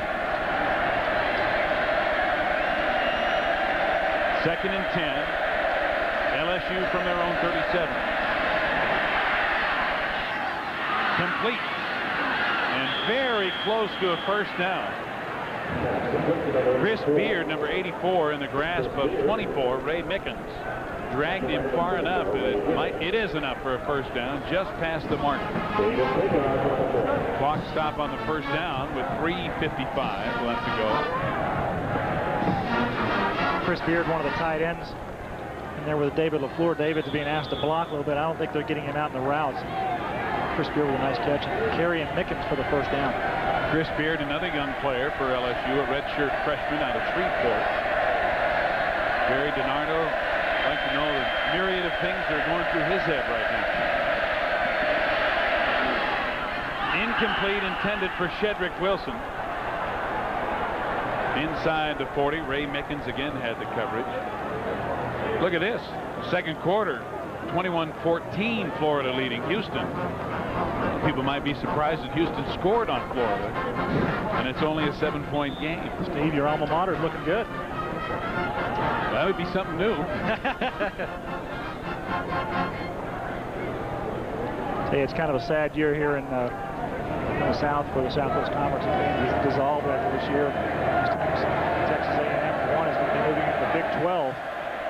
I think it's going to be interesting, though. I think that next year is going to be very interesting with the move into the Southeastern and the move into the Big 12 and the WAC, the teams that are leaving here to go to the WAC conference. Kennison can't get a hand on it. Covered by Donovan Greer, and he almost got to that ball. 3:27 left to play, and it's going to be third down now. I think Donovan Greer might have gotten lucky there. He kind of pushed Kennison around the 20-yard line, and they didn't really get any coverage there. See Greer, he comes up, he thinks he's got him. Oh, well, instead of letting him beat you, you just run up and bump him. The ball was a little bit underthrown, and may be considered incidental contact. But it looks like Kennison purposely went back into Greer to get him off of him, and then Howard had tried pressure. to come back. He was just throwing off his back foot. He's just trying to get the ball as far as he could. He knew that Kennison had him beat. He just couldn't get the ball that far enough. Well, Jamie Howard's been under some pressure and done a pretty good job in spite of it. On 3rd and 10, good protection, swings it out to Robert Toomer. But Toomer will go nowhere. Too much speed on defense for A&M. Pat Williams, a junior out of Monroe, Louisiana, runs him down, number 99. And it is that combination, Gary, of not only the speed, but how well those guys are coached. So you see these coaches here. Bill Bennett, the guy behind him is Bill Johnson. He coached me in college in Northwest Louisiana. They've assembled a nice staff here. These guys, they work very well together. A couple guys we had lunch with, and they treat us real well here. I'm really impressed with what they've done with these kids. And they're really poising themselves for the rest of the year. This is the first step in what their goal is for the end of the season. Chad Kessler on the punt. Ray Mickens back for A&M. Clock running with 2.5 minutes remaining in the game. Kessler picks up the low snap and gets a beauty. Mickens will make no attempt to return it as it bounds in and through the end zone. A&M will have it after a 56-yard punt, 1st and 10 at the 20. Let's check in again for an update from John Saunders. John. Steve, Houston had led Florida twice, 7-0 and 14-7. It was a tied game here. Eric Kresser in for Danny Werfel, who Steve Spurrier already yanked. He hits Ike Hilliard here. 21-14, Florida leads for the first time. Back to you, Steve. Right, there's a surprise. Thank you, John. And that's at Florida Field, folks, where you just don't win as a visiting team. That game's not over yet, however. R.C. Slocum's happy here. He's going to put his headset back on. He went back to congratulate the guys. Every now and then he'll take a detour back to the bench like Lewis reported on earlier to set things right. He's done a nice job, get that defense going. Mark Broyles still in at fullback, number 33. Sir Parker at tailback, replacing Leland McElroy. Gains about 2 yards. It'll be 2nd and 8. I talked with Coach Slocum about his goals for the season. This is what he had to say. Well, I don't think we'll have a chance unless we win every ball game. It would be very difficult, I think, at this time for any college team to be a national champion without winning every game. To me, if you're in a good program, a competitive program, the ultimate goal should be to win the national championship. We put that picture of the Fiesta Bowl up this spring to make certain our players have a clear vision of what the goal is, to win the national championship. There are other goals before the national championship, the Southwest Conference Championship, win your opening ball game, but the ultimate goal in our program is to be the best to win the national championship. And there's that picture of Tempe's Fiesta Bowl. Just so they won't forget, they see it every single day. Every day. Sir Parker carried that ball on 2nd down and 8 and picked up enough for the 1st down. David Carmona on the stop. 5-yard face mask defense. So they're going to tack on a little extra yardage on the incidental face mask, moving it out to the 35. If A&M wins this game, and they are in command with 1:42 to go, a 33-17 lead, and the ball, Corey Pullig will now tie for the winningest quarterback in A&M history. This will be his 25th victory at the helm for the Aggies. He is really a winner. I'm kind of surprised that he's still in the ball game. Yep. Sir Parker again. Trying to get outside, runs right into Robert Desautels, number 46, knocks him back. When you talk about R.C. Slocum and his goals for the season, I think it's a tremendous weight to take on to say, hey, we want to be and we're ready to be a national champion. And I talked to him about it. I said, how do you accomplish this? And he says, how do you get your kids focused? I know most coaches talk about winning game to game. He kind of took this like about Texas football. He said it's kind of like district. You win your district, and then you go from there to state. And when you're used to winning, like the Odessa Permians and the Planos that are really great here in Texas football, because we're the same thing here in the South and the Southwest Conference. We're used to winning the Southwest Conference. We're ready to take the next step. The big fullback, Mark Broyles, bangs it rather forward on his first carry and gets it out across the 45 and another 1st down.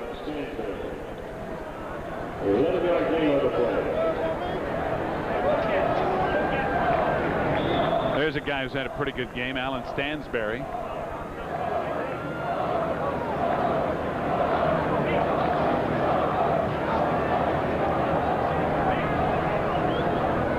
Jerry Donato's got a lot to take home, though. This team has really played pretty well.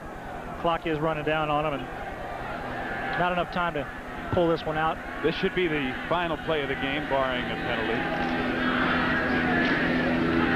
And in at running back is Michael Williams, who gets upended, loses the football.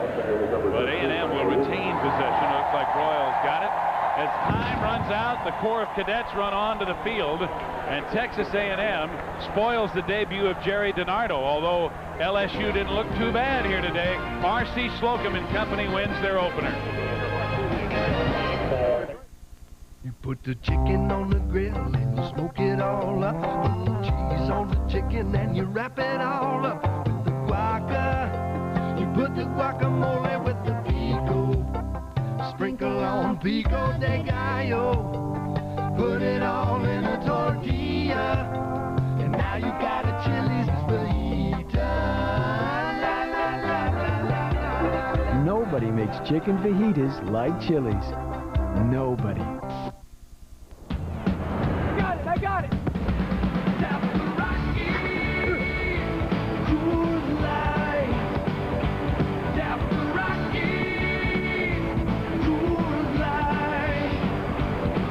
Coors Light, the silver bullet. It's shipped cold to tap the clean taste of the Rockies.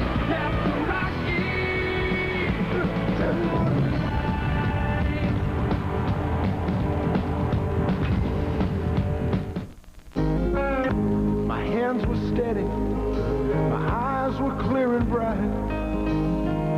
My walk had purpose, My steps were quick and light. These are the men and women who make Chevy trucks. Held firm to what I felt was right, like a rock. Considering the quality of our people, it's no wonder they build the most dependable, longest-lasting trucks on the road. Like a rock. Our genuine Chevrolet most valuable players of the game are Gabe Northern of LSU, played a great game at defensive end, and Leland McElroy with over 200 yards rushing for Texas A&M. He also had over 300 yards of total offense. In celebrating its 25th year of NCAA sponsorship, Chevrolet will donate $1,000 to each school's general scholarship fund to reward outstanding students for their academic achievements and to assist those in financial need. Steve Zabriskie for Gary Reasons and Lewis Johnson saying so long from Kyle Field in College Station, Texas. Don't miss the second half of our game. Our final score, 33-17 A&M. Tonight, a doubleheader at 8 Eastern, Miami, UCLA, or Wisconsin in Colorado. So long, everybody. This has been a presentation.